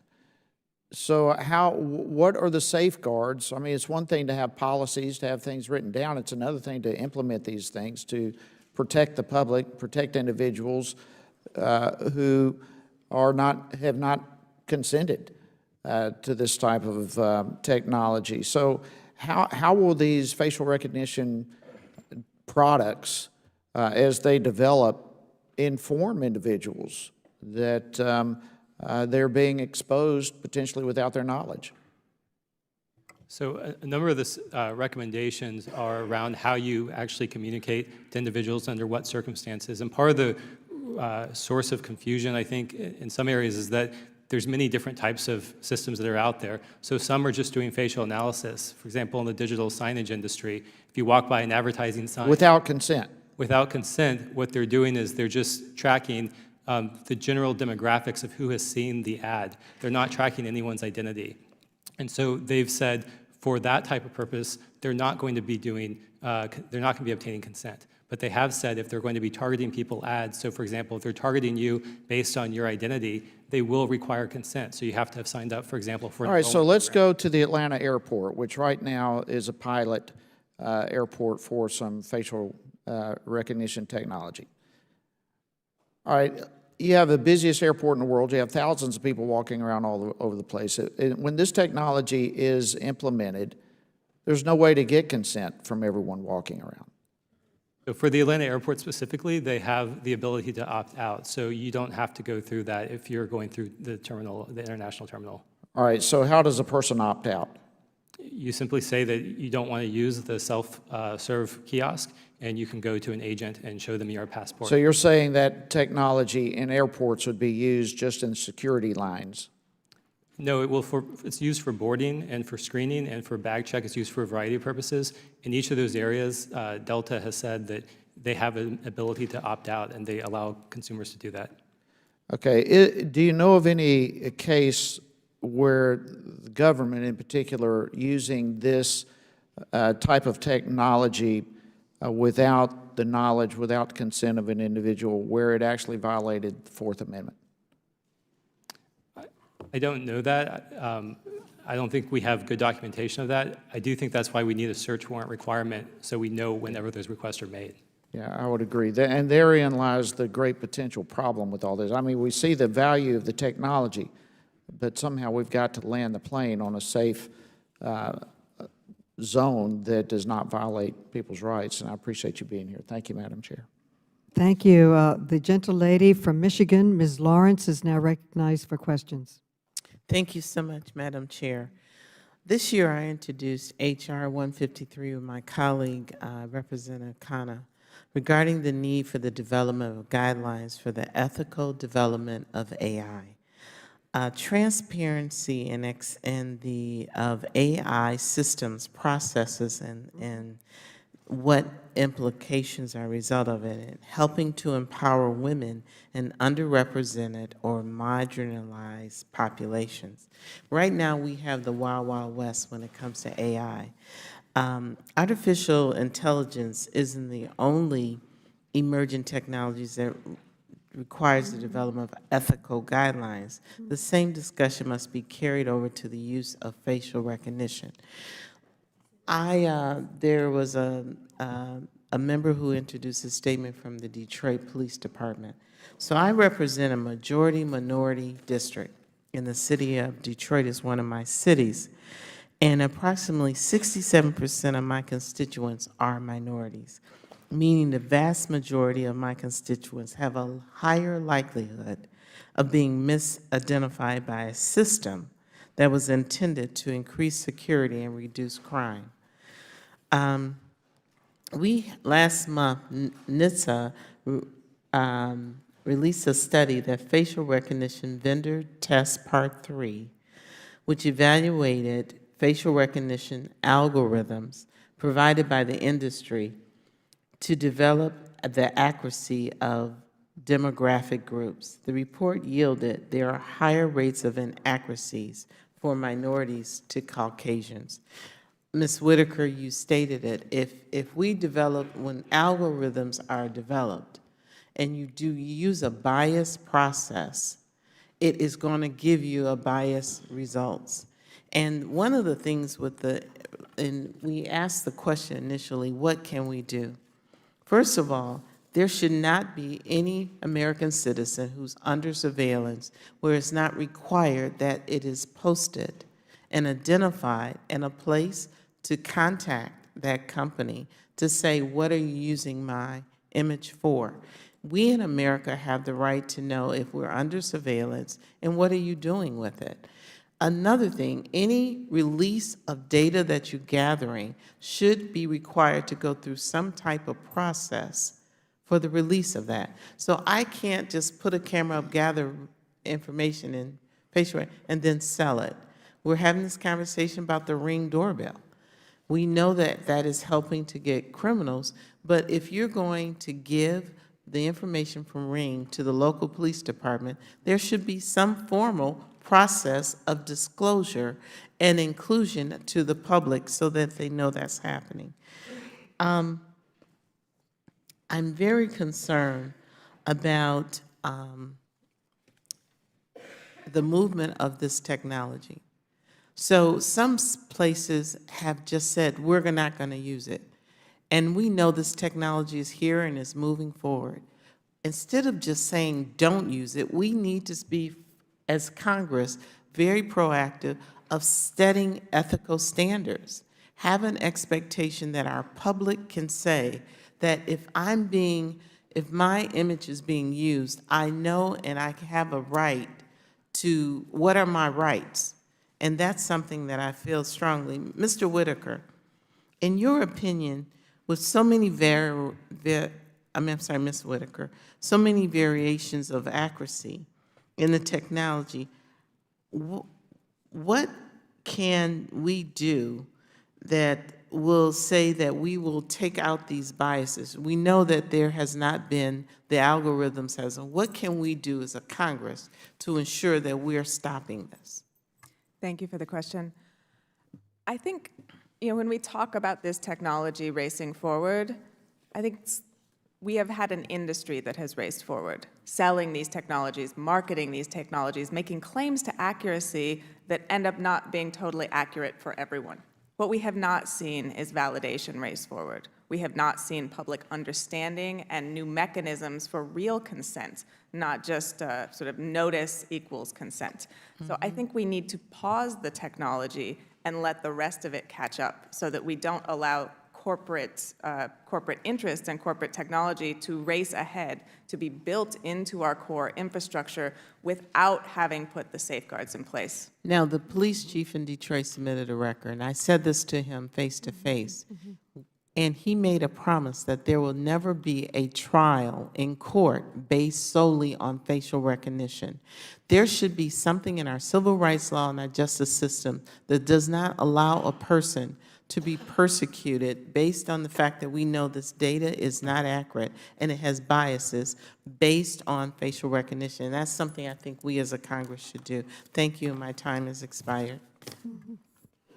Thank you. You raised a lot of very good points. The gentleman from Ohio, Mr. Jordan, is now recognized for questions. Thank you, Madam Chair. Ms. Whitaker, it's wrong sometimes, isn't it? And it's disproportionately wrong for people of color, is that right? And this all happens, it's my understanding, this all happens in a country, in the United States, where we now have close to 50 million surveillance or security cameras across the nation, is that right? You can say yes, you don't have to just nod, yeah, okay. And we talked earlier about context. People, I think a number of witnesses have talked about context, and there's the context of opening your phone is different than your apartment complex having a camera there when we're talking about in the private sector. But it seems to me the real context concern is what's happening in, as a number of my colleagues have pointed out, what's happening with the government and how the government may use this technology. And we know the American Bar Association said facial recognition was used by Baltimore police to monitor protesters after the death of Freddie Gray a few years ago in the city of Baltimore, which is scary in and of itself. And then, of course, you had 5 bullet points, I think, in your, and I appreciate what you're doing with the institute that you co-founded. But point number 5, you said this: facial recognition poses an existential threat to democracy and liberty. That's my main concern, is how government may use this to harm our First Amendment and Fourth Amendment liberties. So, and you got to think about context even in a broader sense. I think we have to evaluate it in light of what we have seen the federal government do in just the last several years. You know how many times the FBI lied to the FISA court in the summer of 2016 when they sought a warrant to spy on a fellow American citizen? You familiar with Mr. Horowitz's report from last month, Ms. Whitaker? I am. I don't remember the exact number. 17 times. 17 times they misled a court where they go to the court and there's no advocate there looking out for the rights of the citizen who's going to lose their liberty, who's going to be surveilled on, and 17 times they misled the court. And we found out it was worse than we thought. They didn't spy on one American. They spied on 4 Americans associated with the presidential campaign. That's probably never happened in American history. So when we talk about context, it's not just how facial recognition can be used by the government. We already know it has been. It was used in Baltimore to surveil protesters. And you view it in a broader context where the FBI went after 4 American citizens associated with the presidential campaign, and we know they misled the court in the initial application and 3 renewals 17 times. And of course, that's after what happened a decade ago. The IRS targeted people for their political beliefs. No, there was no facial recognition technology there. They just did it. Went out and targeted groups. Ask them questions like, do you pray at your meetings? Who are the guests at your meetings? Before they could get a tax-exempt status. So this is the context. And so when we talk about why we're nervous about this, context is critical. And the context that is most critical and most concerning to, I think, Republicans and Democrats on this committee, and frankly, all kinds of people around the country who've taken some time to look into this a little bit, is how the government will use it and potentially violate their most basic liberties. That's what we're out to get. And you said in your testimony, you're for, it's time to, bullet point number 5, it's time to halt the use of facial recognition in sensitive social and political context. Can you elaborate a little bit on that? What do you think that, when you say halt, you're looking for a just flat-out moratorium on government expanding it, stopping its use? What would you recommend, Ms. Whitaker? Thank you for that question and that statement. Yeah, I would recommend that. I would also recommend that the communities on whom this is going to be used have a say in where it's halted and where it may be deployed. Are the people who are the subjects of its use comfortable with its use? Do they have the information they need to assess the potential harms to themselves and their communities? And is this something that have they been given the information they need to do that? Are you talking in a private sector context, like, I think the reference would be like an apartment complex and whether you can enter it versus a key or some kind of fob or something, it'd be that, or are you talking, explain to me, elaborate on that if you could. Yeah, absolutely. I'm talking about both, and I think the Baltimore PD example is instructive here, because the Baltimore PD was using private sector technologies. They were scanning Instagram photos through a service called Geofeedia that gave them feeds from Freddie Gray protests. They then were matching those photos against their faces facial recognition algorithm, which is a privately developed facial recognition algorithm, to identify people with warrants whom they could then potentially harass. So there is an interlocking relationship, as I say in my written testimony, between the private sector, who are essentially the only ones with the resources to build and maintain these systems at scale, and the government use of these systems. So there's 2 levels of obscurity. There's law enforcement exemption, military exemption, where we don't get the information about the use of these technologies by government. And then there is corporate secrecy, and these interlock to create total obscurity for the people who are bearing the costs of these violating technologies. Thank you. My time has expired. I appreciate it, Madam Chair. Thank you. The gentleman from California, Mr. Gomez, is now recognized for questions. First, every time I listen to a discussion on facial recognition, more and more questions emerge. It's amazing. I like to thank my colleagues on both sides of the aisle. I know folks think that Democrats don't care about liberties and freedoms, but we do. But we also care about not only the public space, but also in the bedroom and over one's body, right? That's the way I kind of approach this issue, from a very personal perspective. I've made my concerns about this technology pretty clear. You know, the dangers it imposes on communities of color when used by law enforcement, racial bias and artificial intelligence. And as I was looking into it, Amazon continues to come up because they're one of the most aggressive marketers of this new technology. And they do it under a shroud of secrecy. I want to be clear. I know that this technology isn't going anywhere. It's hard to put limits on technology, especially when using the law. And I've seen this time and time again, coming from California, where you have large companies understand that the wheels of government turn slowly. So if they can just move quickly, they will outrun the government in putting any kind of limitations. You've seen this with some scooter companies who dump thousands of scooters on the street, no regulations, and then all of a sudden it forces the government to react. But we will react, and we'll start putting some limitations on it. I know that it is tough, but there's a lot of questions. One of the things that I've been trying to figure out, what agencies, like what companies, what agencies, what federal authorities are using it? How are they using it? Who sold it to them? And if there is a third-party validator like NIST who's evaluated its accuracy. And it is, because when this technology does make a mistake, the consequences can be severe.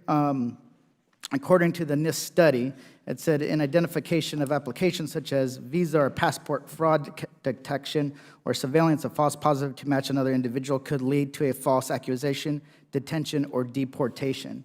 Dr. Romine, the recently released NIST study found that facial recognition technology not only makes mistakes, but the mistakes are more likely to occur when an individual is identified as racial minorities, women, children, or elderly individuals. Is that correct? For most algorithms we tested, that's correct. Did your study find that these disparities were limited to just a few developers, or was it bias and accuracy more widespread? It was mostly widespread, but there were some developers whose accuracy was sufficiently high that the demographic effects were minimal. Are you aware, if I know Ms. Whitaker answered this question, but has Amazon ever submitted their technology for review? They have not submitted it, but we have had ongoing discussions with them about how we can come to an agreement about their submitting the algorithm. It's an ongoing conversation, so it's an active conversation that we're still having. How long has it been ongoing? I don't know exactly, but it's been some months at least. Okay. And, you know, this is in the context of them trying to put out a blog post, and that blog post regarding their principles that you're referring to was in response to a letter that myself and Senator Markey sent to them. And you would think that it would be more than just a blog post. You would think that would be something more serious and rises to the level of our concerns. But with that, want to ask Ms. Long and Ms. Whitaker, I want to ask each of you, can you each discuss the implications of the newly released NIST report on the use of facial recognition software? What are the potential harms of using biased systems? I think the benefit of the report is that it discloses the bias that is present in many of the algorithms being used and gives consumers, both as individuals or businesses who might be selecting these algorithms for use, good information on which to make their choices. I want to just make the point that even though a large number of algorithms were tested, those are not equally spread across the market in terms of representing market share.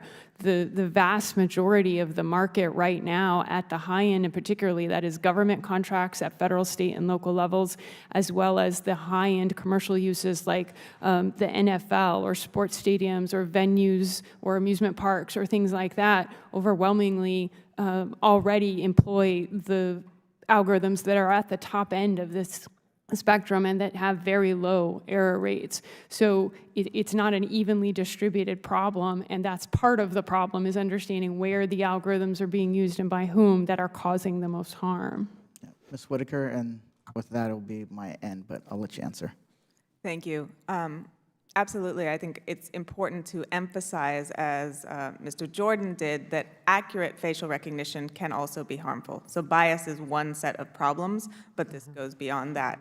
I think any place where facial recognition is being used with social consequences, we will see harm from these racially and gender biased disparate impacts. So I think we can look at the case of Willie Lynch in Florida, who was identified solely based on a low-confidence facial recognition match that was taken by an officer of a cell phone photo. He's now serving 8 years based on that photo and had to struggle and was eventually denied to get that evidence released during his trial. So we're seeing high stakes that really compromise life and liberty here from the use of these biased algorithms. And in response to the question of where are they being used, which algorithms are being used here, we don't have public documentation of that information. We don't have a way to audit that, and we don't have a way to audit whether NIST's results in the laboratory represent the performance in different contexts like amusement parks or stadiums or wherever else. So there's a big gap in the auditing standards, although the audits we have right now have shown extremely concerning results. With that, I yield back, Madam Chair. Thank you. The gentlewoman from West Virginia, Mrs. Miller, is now recognized for questions. Thank you, Chairwoman Maloney and Ranking Member Jordan. As technology evolves, it is important that we are on top of it. I saw firsthand how they were using facial recognition when I was in China as a form of payment. I was also exposed to several concerning uses of facial recognition technology. As a committee, it is our responsibility to make sure that anything that is done in the United States is done thoughtfully and prioritizes the safety and individual security. Mr. Parker, when I'm at a busy airport, I'm really glad that I have CLEAR to get through. Even though we have TSA, when you're in a hurry, it's really nice that you can use recognition and go forward. Can you elaborate on some examples of beneficial uses for consumers and businesses? Sure, and I'll stick to, I guess, some of the private sector uses, but also security and safety related. So one really important one is protecting people against identity theft and fraud, something you may not think about. But here's how it works in many instances. So someone walks into a bank and asks to open a line of credit using a fake driver's license with the customer's real information. As part of the process, teller tells them they have to have their photo taken. That's a comparison is made, and they determine it may not be the person that they say they are. And so they say, I've got to talk to my management. By that time, the person that's going to commit fraud is probably long gone, right? But that's a really useful case for the technology that people don't think about. Also, so I guess from our industry, facial recognition is also able to provide additional security for facility access control. It's typically to augment, though, other credentials such as keys or cards, but these things can be shared, stolen, or simply lost. Biometric entry systems provide an additional convenience for registered users. For example, when there's for expedited entry into an office building for commercial offices during rush times. Another example, the technology is being used to reduce organized retail crime and theft, which has skyrocketed in recent years, hurting American businesses and consumers, taxpayers alike. Do you think that the mainstream media outlets have given an honest portrayal of how this technology is utilized and the reality of its capabilities? So I don't think so. I think this is a complex issue, as we've been talking about here, and I think it tends to get oversimplified and mischaracterized. But going back to what I said earlier, I think the issue is that what's causing some concern is about how the technology is used. It's not the technology itself, and I think there's other technologies that could be used in similar ways, and so we need to think more constructively about what the rules should be about the use of many different types of technology. Thank you. Dr. Romine, I have a very good friend in West Virginia by the name of Chuck Romine, and his son is Dr. David Romine, but if we scanned both of you, you would not look anything alike. During a House Homeland Security Committee hearing on July 11th, in your testimony, you discussed accuracy rates across multiple demographics and how inaccurate results are diminishing. Now that you've published the report, is that still accurate? And in what other areas is this technology improving? So I hope my statement in July was that the most accurate algorithms are exhibiting diminishing demographic effects, and we certainly do believe that the report that we released just last month confirms that. You also stated that anytime the overall performance of the system improves, the effects on different demographics decrease as well. Is that still something that is still true to this day? That is correct. Good. Knowing that accuracy rates have improved within 2014 to 2018, can you further explain the role of performance rates and why they are important for the end users of these technologies? Absolutely. It's essential that in the selection of a system, you understand the algorithm that the system uses and select for an accuracy that is sufficiently robust to provide you the minimized risk for the application. In some cases, the application may have very limited risk and the algorithm may not be important in other cases, or as important. But in other cases, the risk may be severe, such as identification of suspects, for example, or access to critical infrastructure. If there's facial recognition being used for that, then you want to have an algorithm basis for your system that is high performing. Could you speak to where you are researching techniques that exist to mitigate performance differences among the demographics, and what is emerging research and standards in NIST interested in supporting? Sure, thank you for the question. Although we didn't specify too many of the mitigations that we would expect people to adopt today. One of the things that we do want to do is to point policymakers and consumers to ways in which these things can be mitigated. One of the mitigations can be a determination of an appropriate threshold to set to ensure that any algorithm that you use, you set an appropriate threshold for the use case. Another is a possible use of a separate biometric. So in addition to face, having a fingerprint or an iris scan or some other type of biometric involved that would help to reduce the error substantially more. Thank you. I yield back my time. Gentlewoman from Massachusetts, Ms. Presley, is recognized for questions. Thank you, Madam Chair. The use of facial recognition technology continues to grow at a breathtaking pace and is now seeped into nearly every aspect of our daily lives. Many families are unaware that their faces are being mined as they walk through the mall, the aisles of the grocery store as they enter their homes or apartment complexes, and even as they drop their children off at school. In response, several municipalities, including within the Massachusetts 7th Congressional District, which I represent, Somerville and Cambridge respectively, have stepped up to the plate to protect their residents from this technology. We know that the logical end of surveillance is often over-policing and the criminalization of vulnerable and marginalized communities. It is also why I worked with my colleagues, Representative Clark and Representative Tlaib, on legislation to protect those living in HUD public housing from this technology. More recently, school districts have begun to deploy facial analytics in school buildings and at summer camps, collecting data on teachers, parents, and students alike. Ms. Leong, how widespread is the use of this technology on children in schools?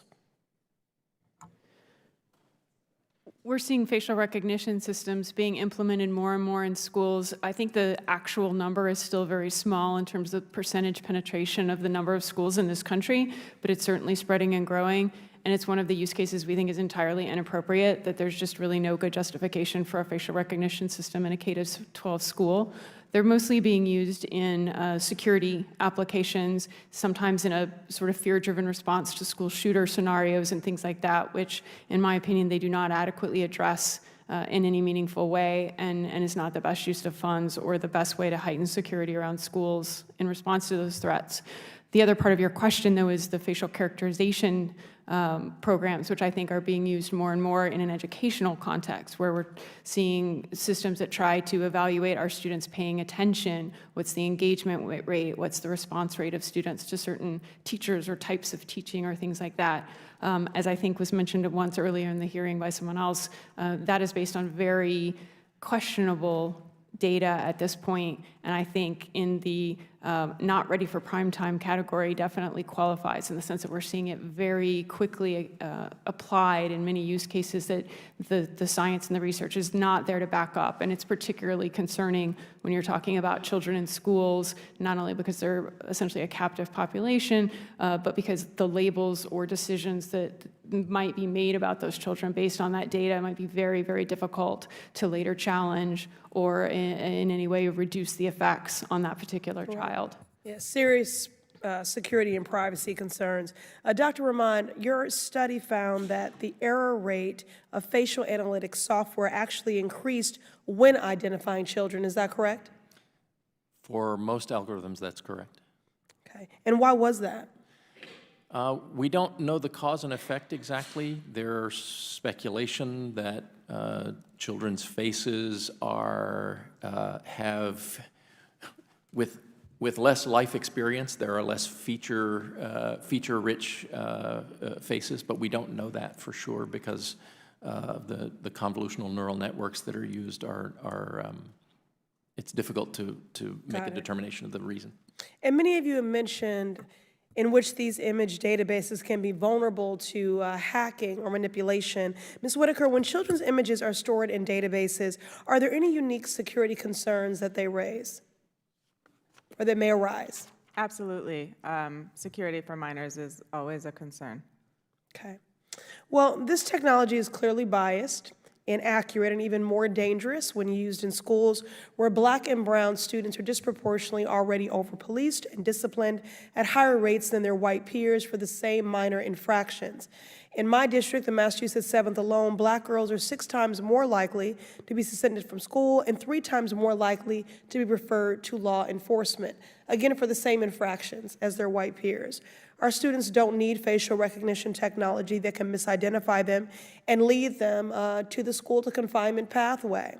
Last fall, I introduced the Ending Push Out Act, which would urge schools to abandon over-policing and surveillance and to instead invest resources in trauma-informed supports, access to counselors and mental health professionals, resources that will really keep our kids safe. In my home state of Massachusetts, a broad coalition of educators, civil rights, and children's rights advocates are leading the fight and saying no to the deployment of facial recognition technology in our schools, and I'm grateful for their activism and their solidarity on this issue. I would like to include, pardon me, for the record, a letter from the BTU, the NAACP, AFT Massachusetts, MTA, the ACLU Massachusetts, and many others urging our state to reject additional surveillance and policing in our schools. Without objection, so ordered. Thank you, and I yield. Thank you, and the gentleman from North Dakota, Mr. Armstrong, is now recognized for questions. Thank you, Madam Chair. I think there's a couple things that we should talk about for a second because I think they're important. And one of them, I'm going to go to the Fourth Amendment in criminal context and how this could be deployed there. And this isn't the first time we've seen the Fourth Amendment crisis in the Fourth Amendment. It happened with telephoto lenses, it happened with distance microphones, GPS trackers, drones, and now we're at facial recognition. And to be fair, the Fourth Amendment has survived over time pretty well. But biometric information has a different connotation, which I'll get to in a second. I also agree with Ranking Member Jordan that we can't leave this for the courts to decide.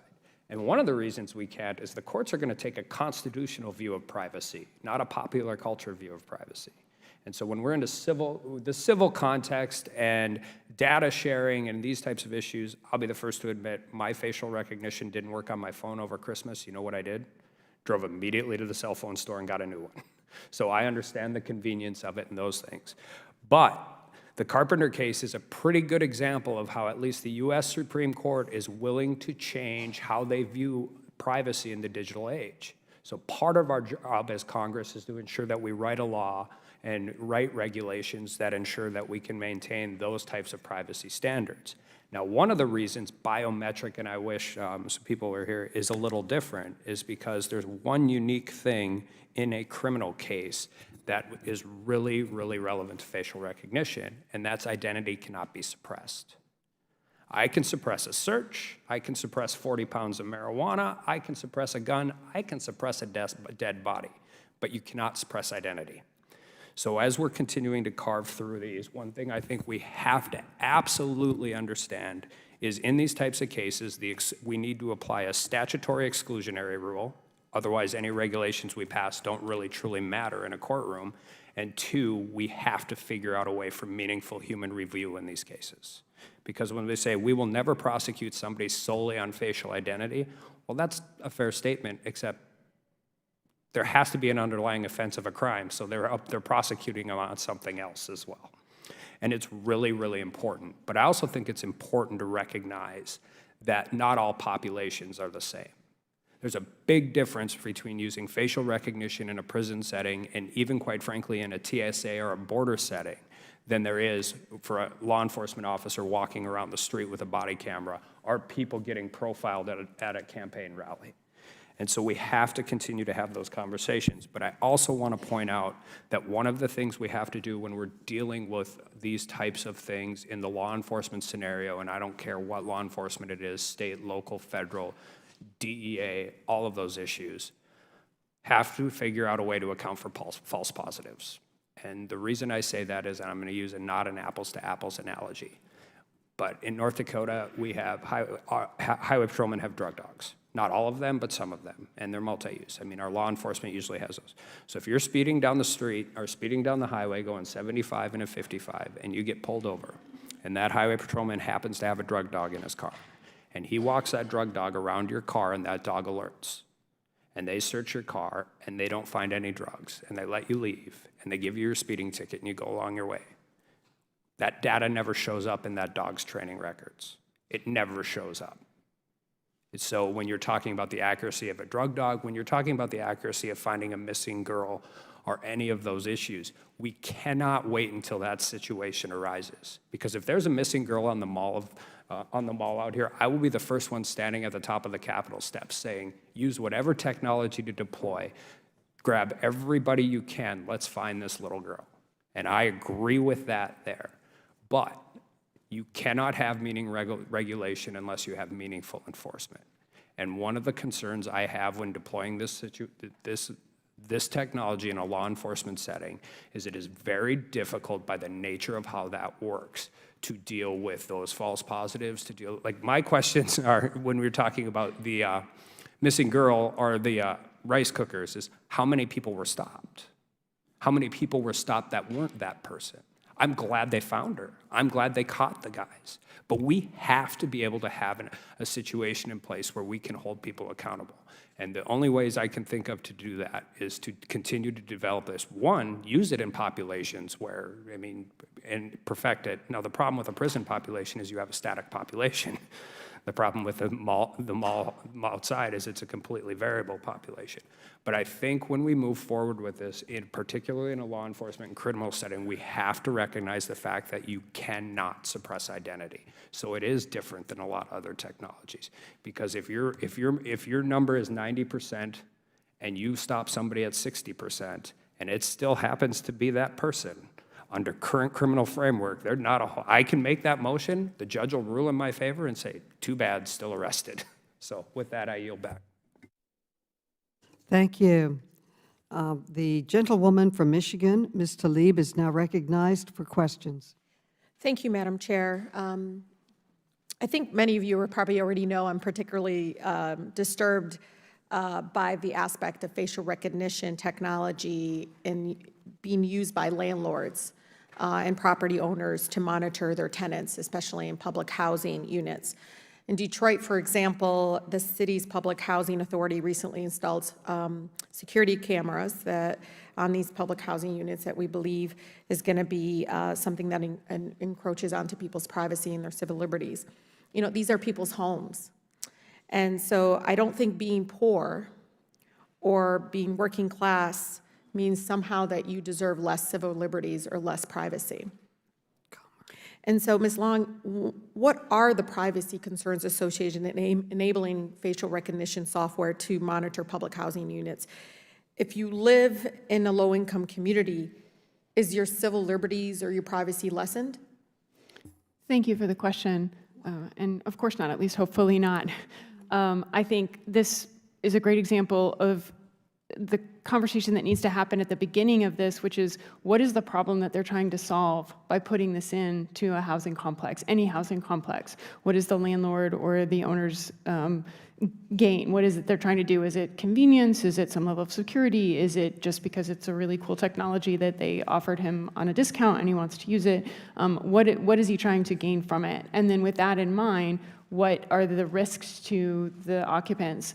In my opinion, that would be a commercial use, which would mean that even if it was installed, it would be only for those residents who chose to opt in and enroll and use it as their way in and out of the building. But for residents who didn't want to, they would not be enrolled in the database and should not be included in that.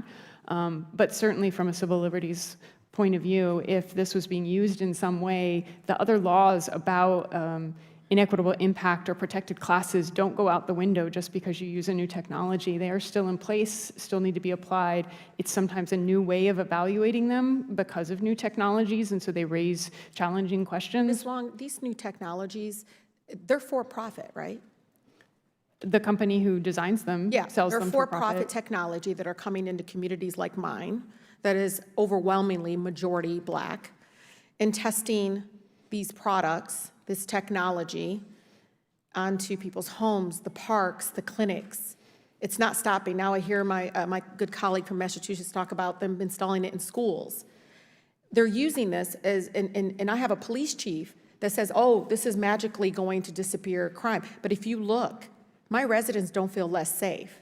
They actually don't like this green light that is flashing outside of their homes, the apartment building, because for some reason, he's telling everybody it's unsafe here.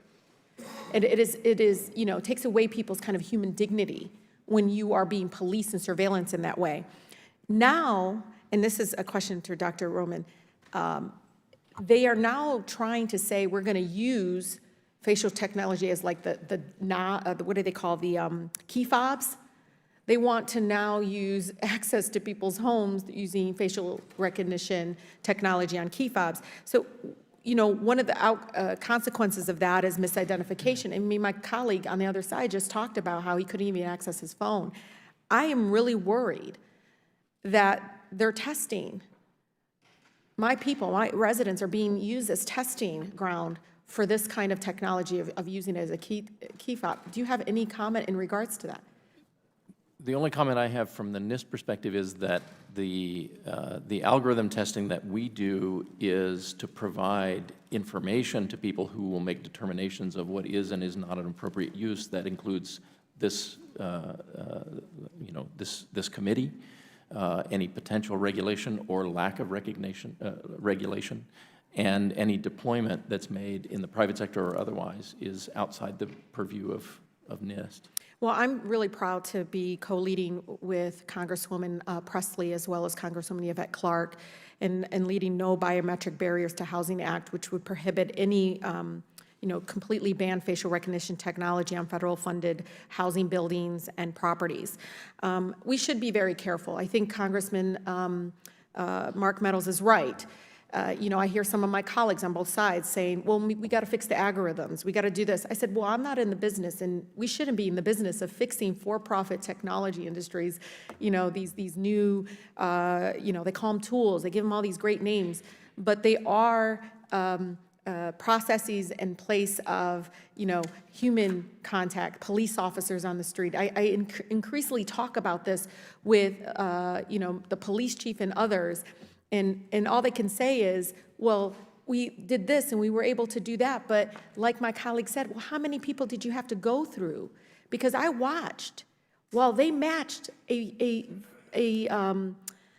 suspect with 170 plus people. I watched as they took a male suspect and matched him with a female. 170, I watched. In the kind of misleading the public of saying, well, you must not care about victims. No, I actually do care about victims. How about the victims that you're just now misidentifying? You're increasing. And so with that, Chairwoman, I do really want, and I hope you all read this, but a report by the Detroit Community Technology Projects. It's a critical summary of Detroit's Project Greenlight and its greater context and the concerns with the use of facial recognition technology in Detroit. I would like to submit it for the record. Thank you, and I really do appreciate all of your leadership on this, and thank you so much, Chairwoman, and doing yet a third hearing on this and continuing this critical issue that I know was important to Chairman Cummings. Thank you very much. The gentleman from Kentucky, Mr. Comer, is now recognized for questions. Thank you, and I ask that you bear with me. I'm battling laryngitis, so laryngitis with a bad accent doesn't spell success. I think there's bipartisan concern here today for facial recognition technology as we move forward. My first question is for Dr. Romine with respect to the National Institute for Standards Testing. What is NIST's role in establishing government-wide policy? We have, the only role that we have with respect to government-wide policy is providing the scientific underpinning to make sound decisions. And so as a neutral, unbiased, an expert body, we're able to conduct the testing and provide the scientific data that can be used by policymakers to make sound policy. Well, how does a NIST technical standard differ from a policy standard? Well, certainly technical standards can be used by policymakers. So in this case, a determination of a policy that was predicated on identification of algorithms that are based on their performance characteristics would be one example of that. But from a policy perspective of what to do or what not to do with face recognition technology, that's something we would support with scientific data, but not with policy proclamations. Let me ask you this. Is NIST the right agency to develop government-wide policy? I don't think so, sir. I don't think that's a NIST role. Okay. What is NIST's role in developing accuracy standards for facial recognition technology? Our role is in evaluating the accuracy, and in particular, one of the things that we've developed over the last 20 years is the appropriate measurements to make. These measurements didn't exist. We worked with the community to develop a set of technical standards for not just the measurement itself, but how to measure these things, including the reporting of false positives, false negatives, the very detailed definition of what those constitute. Okay. Thank you. Mr. Parker, I understand that the Security Industry Alliance supports the U.S. Chamber of Commerce's recently released facial recognition policy principles. What are the principles and why do you support them? Yeah, thank you for the question. Yeah, so I think that the Chamber put a lot of really great work into developing this framework, and basically it mirrors some of the work that was done earlier by the Department of Commerce and NTIA. They had convened a multi-stakeholder process that included industry, but also other parties from the commercial sector about what does appropriate commercial use look like. And I think some of the principles have to do with transparency is obviously the main one, but also as we were discussing earlier, what should be done as far as opt-in consent in the commercial setting. I think that's going to cover most cases, for example. Well, can you describe how those principles balance the need for protecting civil liberties while also promoting industry innovation? Well, I think for the commercial use, we're primarily talking about data privacy. So that's a little different on civil liberties concerns surround government use primarily. Well, let me follow up, and this will be my last question. What does the path ahead look like for these principles? So I think that the debate going on right now about establishing a national framework for data privacy is a really important one, and I think that this, how to set rules for use of the technology in the commercial setting fits within that framework. And so I know we've had the GDPR in Europe, but also in the United States, we have some states that are establishing their own frameworks, and that could be a real problem for our economy if we don't establish standardized rules. Okay, thank you. Madam Chair, I yield back the balance of my time. The gentleman from Virginia, Mr. Conley, is now recognized for questions. I thank the chair, and thank you all so much. Been a stimulating conversation. It just seems to me that we're going to have to really grapple with what are the parameters of protecting privacy and controlling the use of this technology. And one of the traps I hope on my side of the aisle particularly we don't fall into is continuously citing the false IDs. Because if we make the argument this technology is no good because there are a lot of false IDs, that may be true today and the concern is legitimate. But technology's nature is it will improve.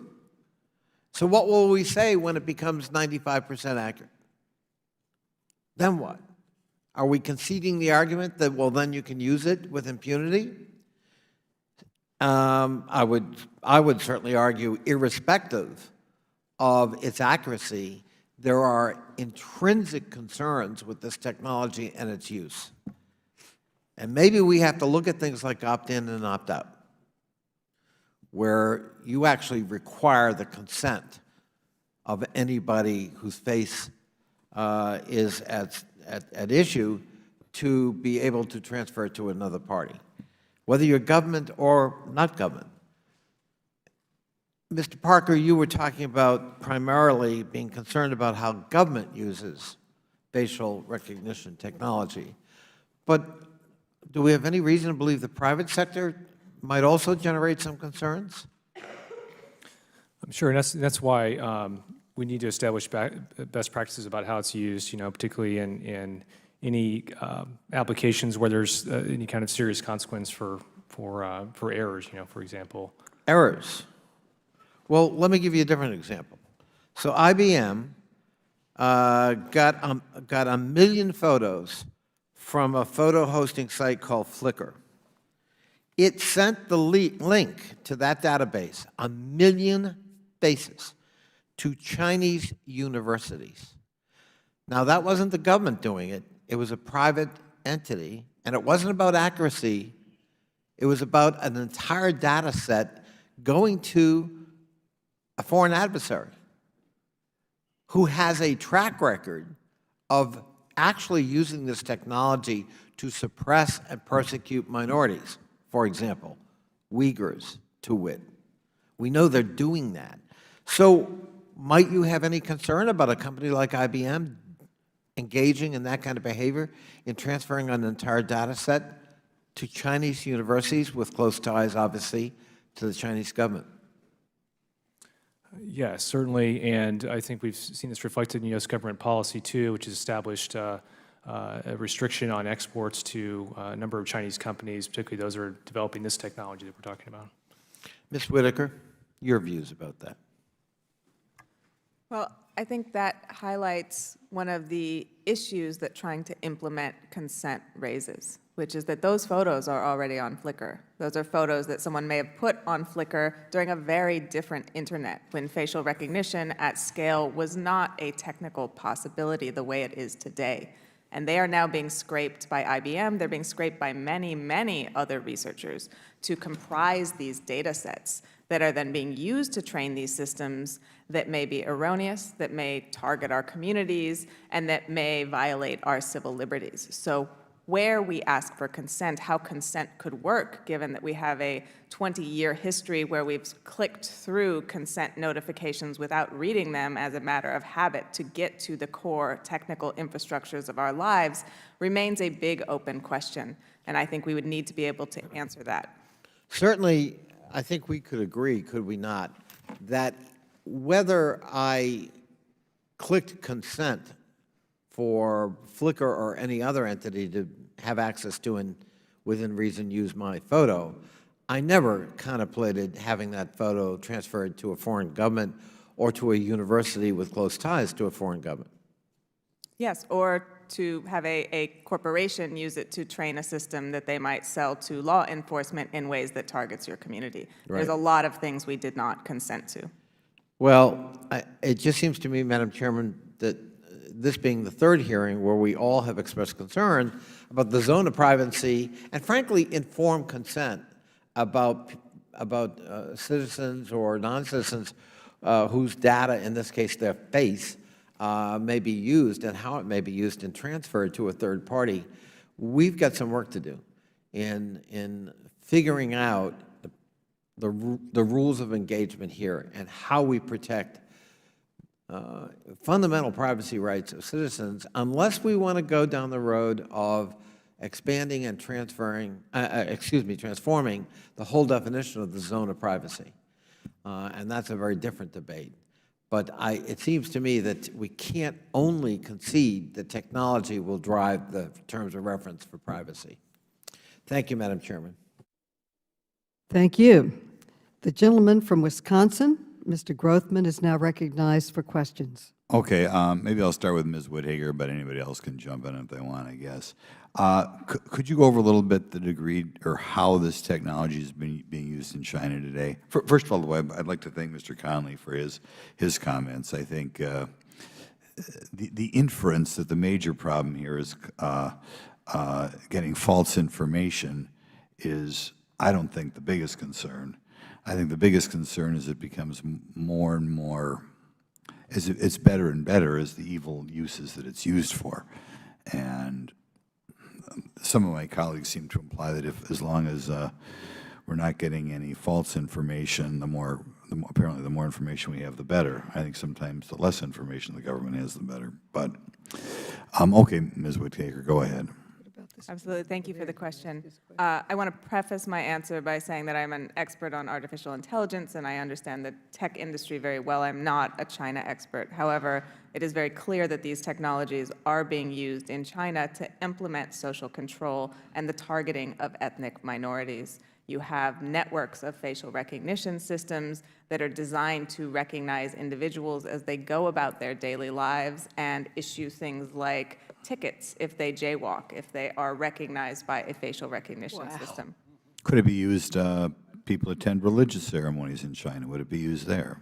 Absolutely, the same way that Baltimore police used it to look at people who attended a Freddie Gray protest. It's the same principle, you're just seeing it deployed in a different context. How, I attended a rally last night for President Trump. I think about 12,000 people were there. Do you think it's possible that any facial recognition technology was being used there? That people would know who was showing up at the rally, who was hanging around outside before the rally? The capacities and technological affordances certainly exist. Again, the type of obscurity within which these technologies are deployed by both the government and the private sector makes it very difficult to speculate beyond that, because we're just not told when it's used and where. Would it surprise you if it was being used there? No. Okay. There's the concern I have. I mean, we have a government that has weighed in against certain people. The ranking member pointed out the IRS in the past is showing strong bias against conservatives, okay, and we use the power of government against conservatives. We had a major presidential candidate a while ago was saying he wants to take people's guns, and so you got to worry, you know. Would it surprise you if facial recognition technology is being used? I might attend a gun show this weekend in my district. Would it surprise you if facial recognition technology is being used to develop a database of people going in that gun show? Facial recognition is being used to develop or against many different kinds of databases. Okay. Kind of concerning there.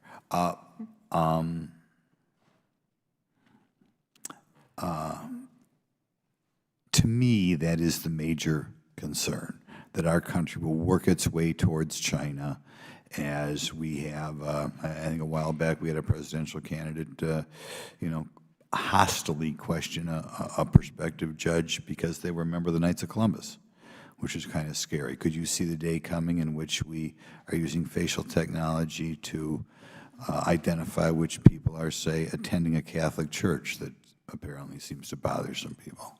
Again, that's the same principle as the Baltimore Police Department, using it to see who attends a Freddie Gray rally and target them if they have a warrant. So it is already being used in that capacity, irrespective of which group it's targeting or not.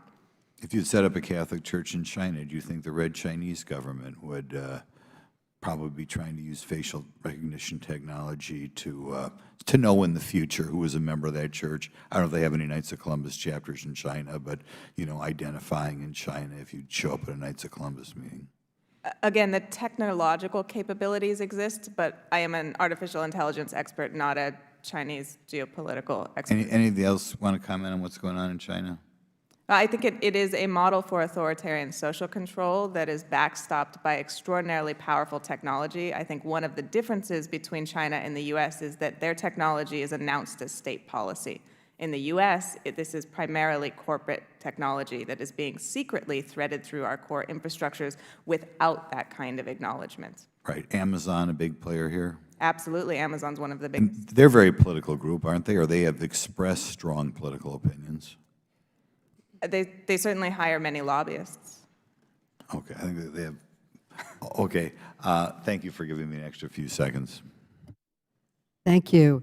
The gentlelady from New York, Mrs. Ocasio-Cortez. Thank you, Chairwoman Maloney, and thank you again for holding a third hearing on something that is so important and is such an emerging technological issue that it's really important for the public to understand. We've heard a lot about the risk of harm to everyday people posed by facial recognition. But I think it's important for people to really understand how widespread this is. Ms. Whitaker, you made a very important point just now that this is a potential tool of authoritarian regimes, correct? Absolutely. And that authoritarianism or that immense concentration of power could be done by the state, as we see in China, but it also could be executed by mass corporations, as we see in the United States, correct? Yes. So can you remind us, Ms. Whitaker or Ms. Long, can you remind us of some of the most common ways that companies collect our facial recognition data? Absolutely. They scrape it from sites like Flickr. Some use Wikipedia. They collect it through massive networked market reach. So Facebook is a great example of that. So if you've ever posted a photo of yourself to Facebook, that could be used in a facial recognition database? Absolutely, by Facebook and potentially others. If you've posted it to Wikipedia? Yes. Could using a Snapchat or Instagram filter help hone an algorithm for facial recognition? Absolutely. Can surveillance camera footage that you don't even know is being taken of you be used for facial recognition? Yes, and cameras are being designed for that purpose now. And so currently cameras are being designed.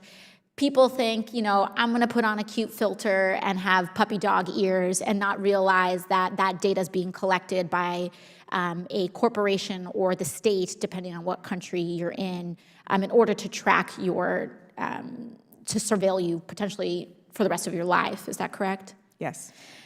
Do you think average consumers are aware of how companies are collecting or storing their facial recognition data? I do not.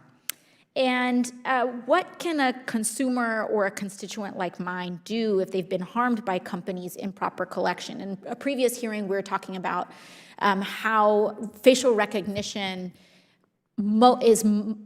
oftentimes have the highest error rates for Black and brown Americans, and the worst implications of this is that a computer algorithm will tell a Black person that they have likely committed a crime when they are innocent.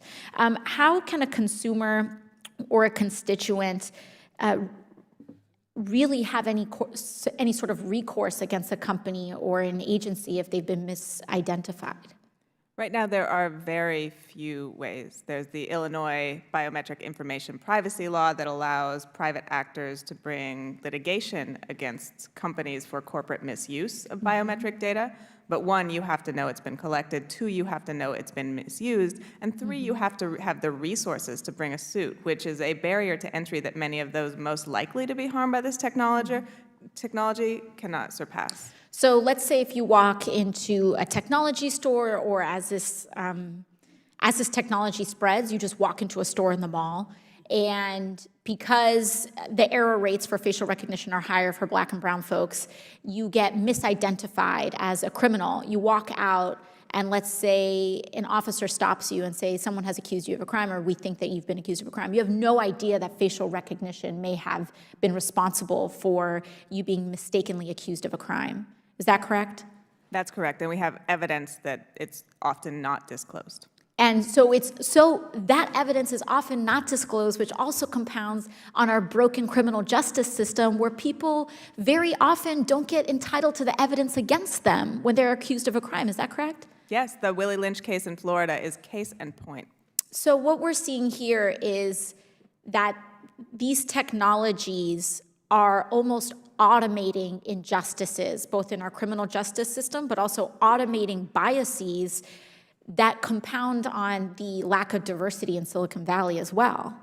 Absolutely. These companies do not reflect the general population, and the choices they make and the business decisions they make are in the interest of a small few. So, Madam Chairwoman, I'd say this is some real-life Black Mirror stuff that we're seeing here. And I think it's really important that everyone really understand what's happening, because this is, as you pointed out, Ms. Whitaker, this is happening secretly as well, correct?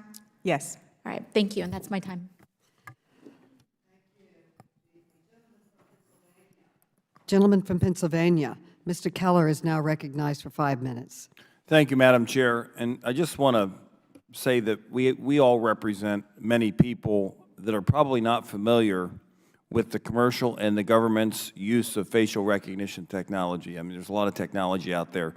So I'm grateful for the witnesses being here to help shed a little bit of light on the topic of facial recognition technology. And when we look at if there's a proper approach toward regulating the use of facial recognition technology, you know, we need to balance personal privacy with whatever appropriate use there may be as a tool to make, you know, the government or law enforcement capabilities more effective in what they do. And the reason I say this is several years ago, something happened in the legal community called the CSI effect, and where television shows exaggerated the prevalence of DNA and forensic evidence and the ease of its processing in criminal cases. You know, defense attorneys then used the public's new perception of this evidence to claim the lack of enough forensic evidence meant that the police didn't do their due diligence. You know, today many law enforcement television shows and movies utilize, you know, and they reference facial recognition technology as part of their storytelling.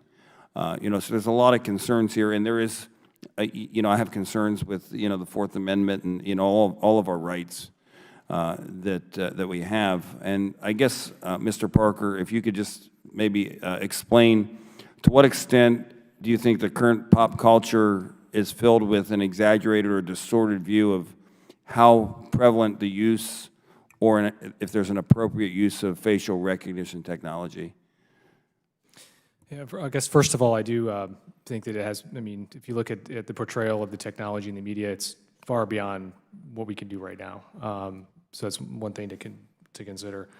I think the other thing is that, you know, we mentioned earlier about, you know, what's happening in China. Unfortunately, their government by policy is using technology, not just this one, many others, to persecute certain groups, and obviously that's a horrible example of how technology can be misused. And so I think also the capability is different there. I'm not an expert on China either, but you know, to use a facial recognition system, there has to be a database with people enrolled in it. You know, and so you know, I suspect there's some large database like that over there. But I can speak on behalf of our members. You know, we have no interest in helping the government at any level here do mass surveillance of citizens engaged in lawful activity. We have no interest in that, and that's not the case right now as a system, and I haven't seen evidence that that's what's intended, but certainly that's not a place we want to go.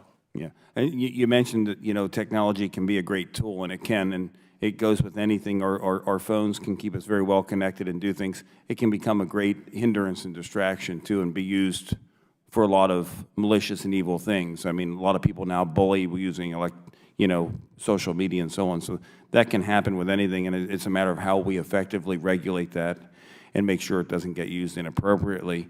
Also, Mr. Parker, do you think we could be looking at the possible new CSI effect in terms of facial recognition in the use of law enforcement? Do you think that?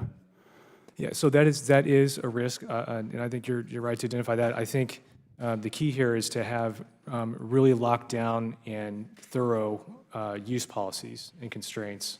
I think there's many uses where that in both the private sector and the public sector where that is being done correctly. There's other cases we know less about because there's less transparency. But making, you know, part of that is some accountability measures that ensure use of those systems are auditable to make sure that they're only being used for the purposes specified by the people who have authorization to do it. Okay, I appreciate that because this is a very sensitive issue, and I do appreciate the opportunity of having these hearings so that more people are aware of what's happening. Thank you, and I yield back.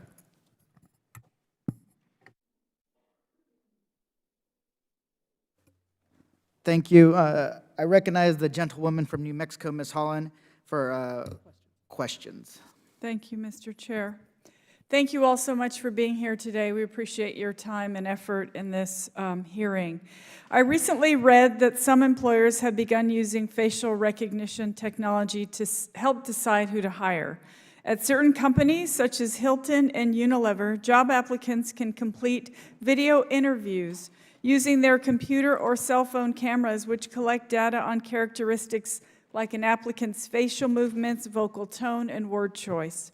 One company offering this technology, HireVue, collects up to 500,000 data points in a 30-minute interview.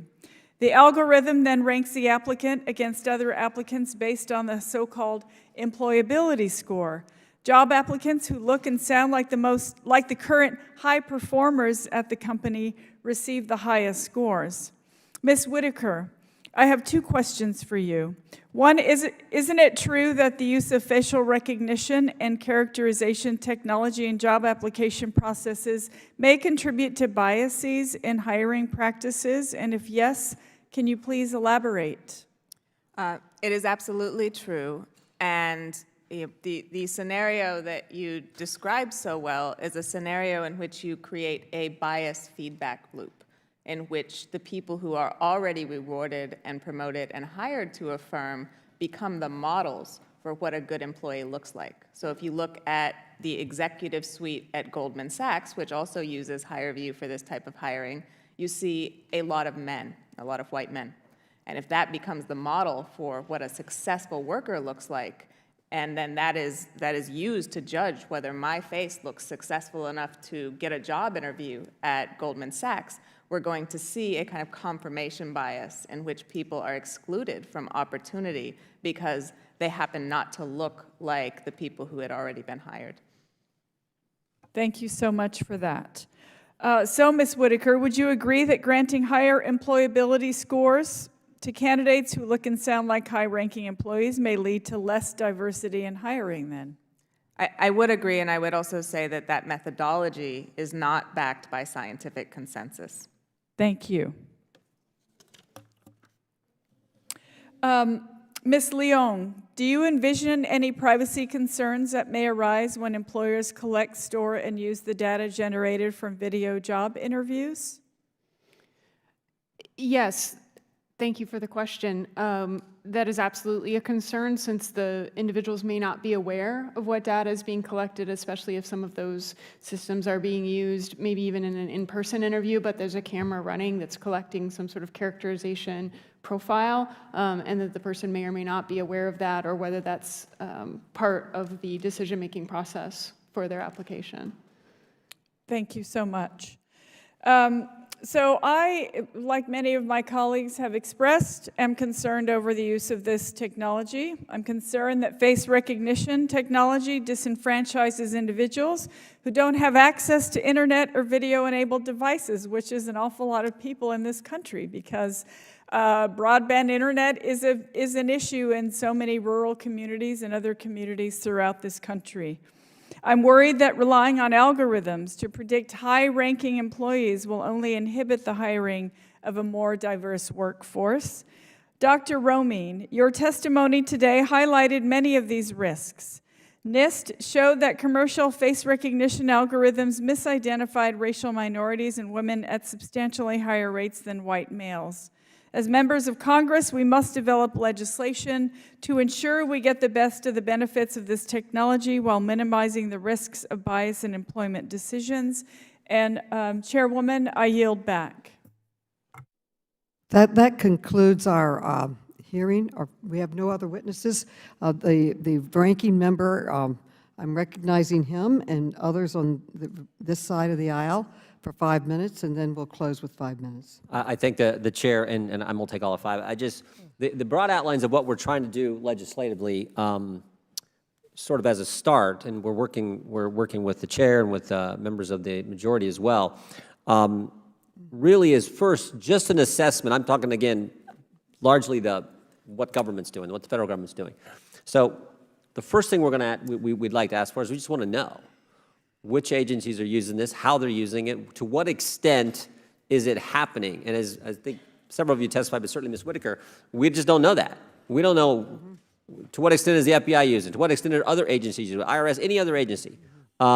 We found out a few years ago the IRS was using Stingray technology, which was like, what does the IRS need that for? So first part of what we hope will be legislation that we can have broad support on, that the chairman and both Republicans and Democrats can support, is tell us what's going on now. And then second, while we're trying to figure that out, while the study and we're getting an accountability and what's all happening, let's not expand it. Let's just start there. Tell us what you're doing, and don't do anything while we're trying to figure out what you're doing. And then once we get that information, then we can move from there. That is what I hope we can start with, Madam Chair, and frankly, what we've been working with now for a year, staffs for both the majority and the minority. So I hope, I mean, I see a number of you nodding your heads. I hope that's someplace that you all would be happy would be supportive of us doing as a committee and as a Congress, just to figure out what's going on. With that, I yield to my colleague from North Dakota, if that's okay, Madam Chair, for the remainder of our time. Thank you. CSI was my favorite show when I practiced criminal defense. So. And if this body would pass a law into effect that shut off everybody's facial recognition on their iPhones tomorrow, I think we would have a whole different kind of perspective on this from our citizens. So I think identifying people quickly and easily has so many positive law enforcement and safety applications that I think it would be irresponsible to disregard this technology completely. More importantly, I think the private sector, and so my intent isn't, when I'm asking these questions, is not to demonize law enforcement. They will use whatever tools are available to them, and they should. I think we should also recognize that there are very responsible large corporations that want to get this right. And they don't want to get it right just for the bottom line, although that is helpful. They have corporate cultures as well. They have things, and more importantly, there are those of them arguing for a federal regulatory framework. Our job is to get it right. Our job is to ensure that we have responsible regulation that protects the privacy of all Americans. But part of doing that is recognizing that it's here. And in some way, shape, or form, it's going to continue to be here. And there are a tremendous amount of positive applications that can be used. But there are dangers. And there are significant dangers. And because for every reason why there's a positive application for identifying people quickly, that is an invasion on everybody's privacy who is in that particular space. So we're going to work with it. We're going to continue to use it. It is causing tremendous consumer convenience. There are lots of different applications, but we have to be cognizant of the fact that this is a little different than a lot of other things, because identity is something that can never go away once it's been identified. And right to free association and the right to do those things is fundamental in the American population. And anything that has a chilling effect on that has to be studied very, very closely. And I agree with Mr. Jordan in when we know how this is being used. And I also agree with Mr. Connolly. Technology will advance. Human reviews will exist. Things will happen. This will get better and better all the time. I don't want any false positives, and I don't want any false positives based on race, age, or gender. But my number one concern is not only those false positives, it's the actual positives, where they're doing it, how they're doing it, why they're doing it. And we have to understand that while this technology has a tremendous benefit to a lot of people, it poses real significant and unique dangers to fundamental basics of First Amendment rights, Fourth Amendment rights.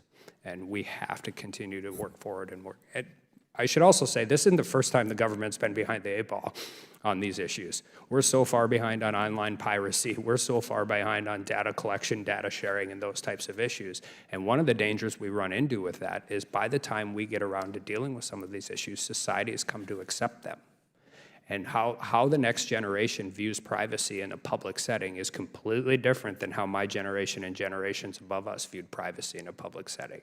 And the world's evolving with technology. And this is going to be a part of it going forward. So I appreciate everybody on both sides of this issue. And I appreciate the fact that we had this hearing today. And with that, I yield back. I thank all of the panelists and all of my colleagues today for participating in this very important hearing. We have another member, Mr. Desaulniers, is on his way, and he has been misidentified. He's a member of the committee, but is at another committee. He's rushing back to share his experiences with us, and I want to allow him to give the information that he has on this issue personally.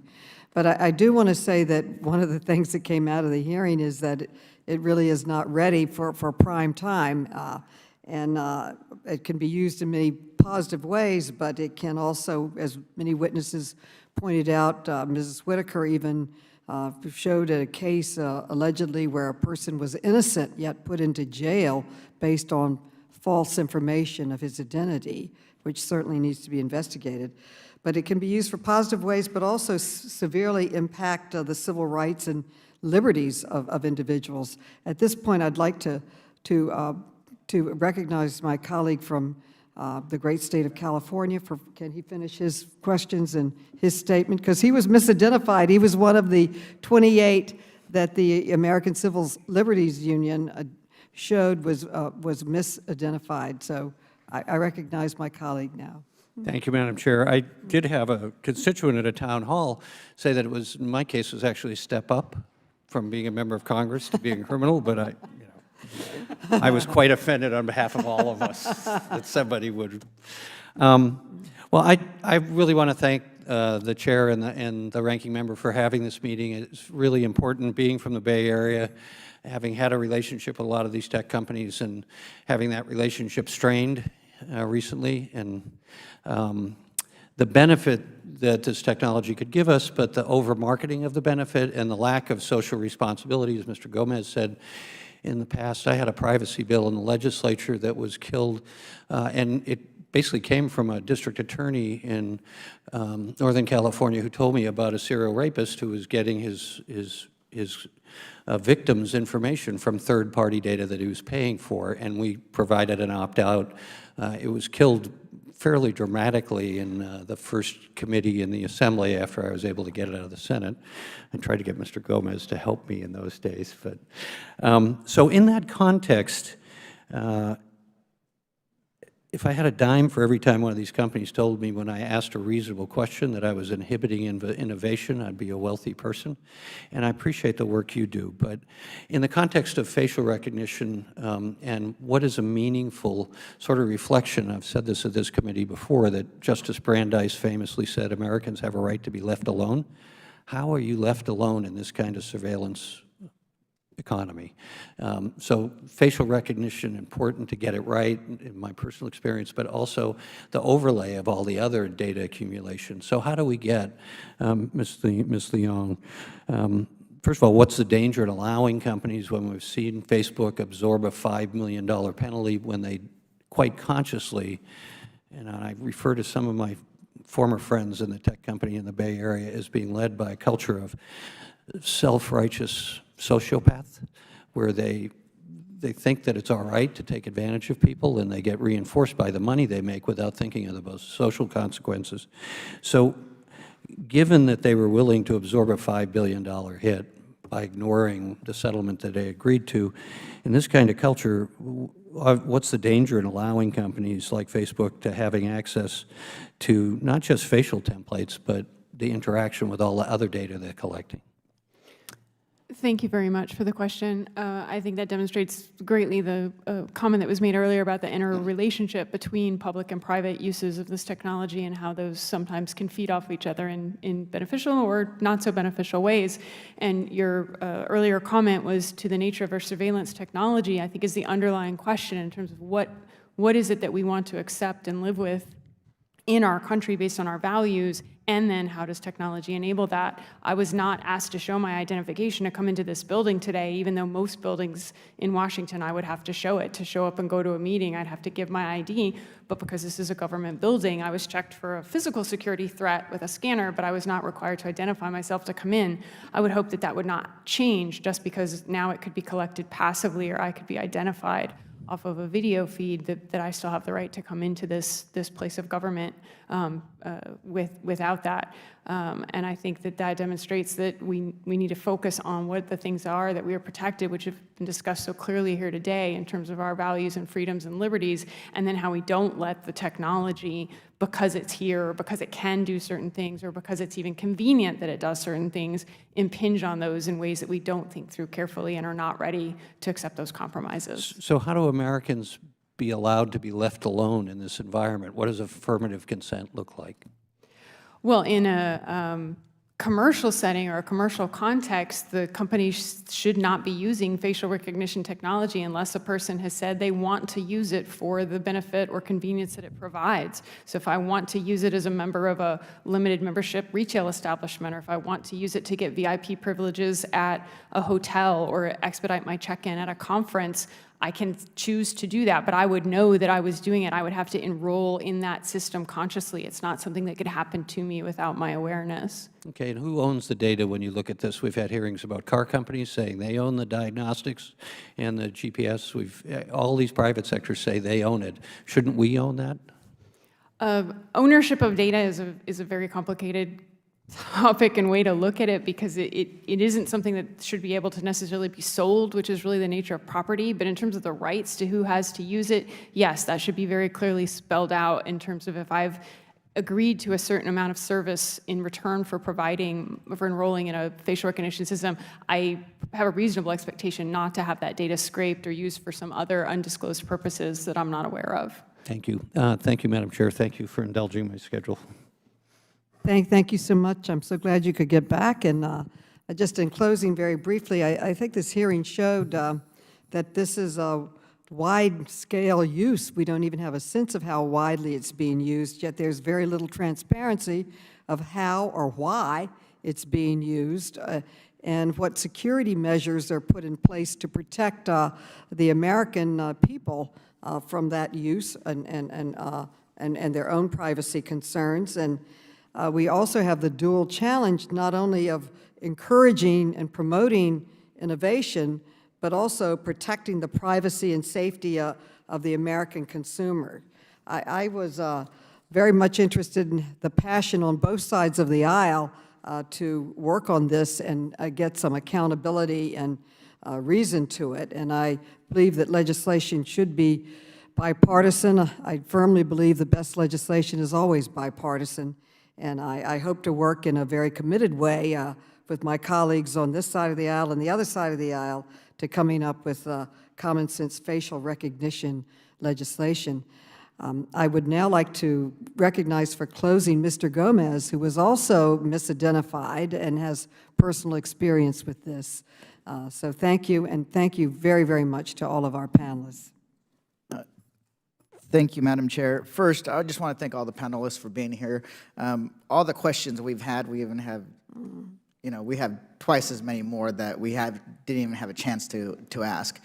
I want people to walk away understanding that this is a technology that's not going away. It's just going to get further and further integrated into our lives through the private sector and through government. Now we have to figure out, what does that mean? At the same time, I don't want people to think that false positives are not a big deal, because for the people who are falsely identified as a particular person and it changes their life, it's a big deal to them. So when people downplay it as oh, it's getting better, it's not that big of a deal. Well, to that one person that goes to jail, the one person who gets pulled over, the one person that maybe doesn't make make it to work on time, they lose their job, and has a ripple effect of devastation on their lives, it matters to them.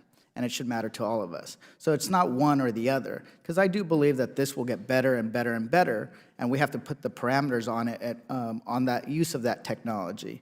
But there's still a lot of questions that we have to do. But Ms. Whitaker described it correctly, because when I started looking into this issue, I did run into that brick wall of national security claims, plus the corporate sector saying that we have it's proprietary. This information when it comes to our technology, and we're not going to tell you what it says, how accurate it is, who we are selling it to, who's using it. That wall must come down, and that is what I think that we share across the political spectrum. How do we make sure that the wall comes down in a responsible way that keeps innovation going, keeps people safe, but respects their liberties and their freedom. So with that, I yield back. Madam Chair, thank you so much for this important hearing. And I thank you, and I'd like to thank all of our witnesses. Without objection, all members will have 5 legislative days within which to submit additional written questions for the witnesses to the chair, which will be forwarded to the witnesses for their response. I ask the witnesses to please respond as promptly as you can. This hearing is adjourned, and thank you. Hey, I'm so glad you got back.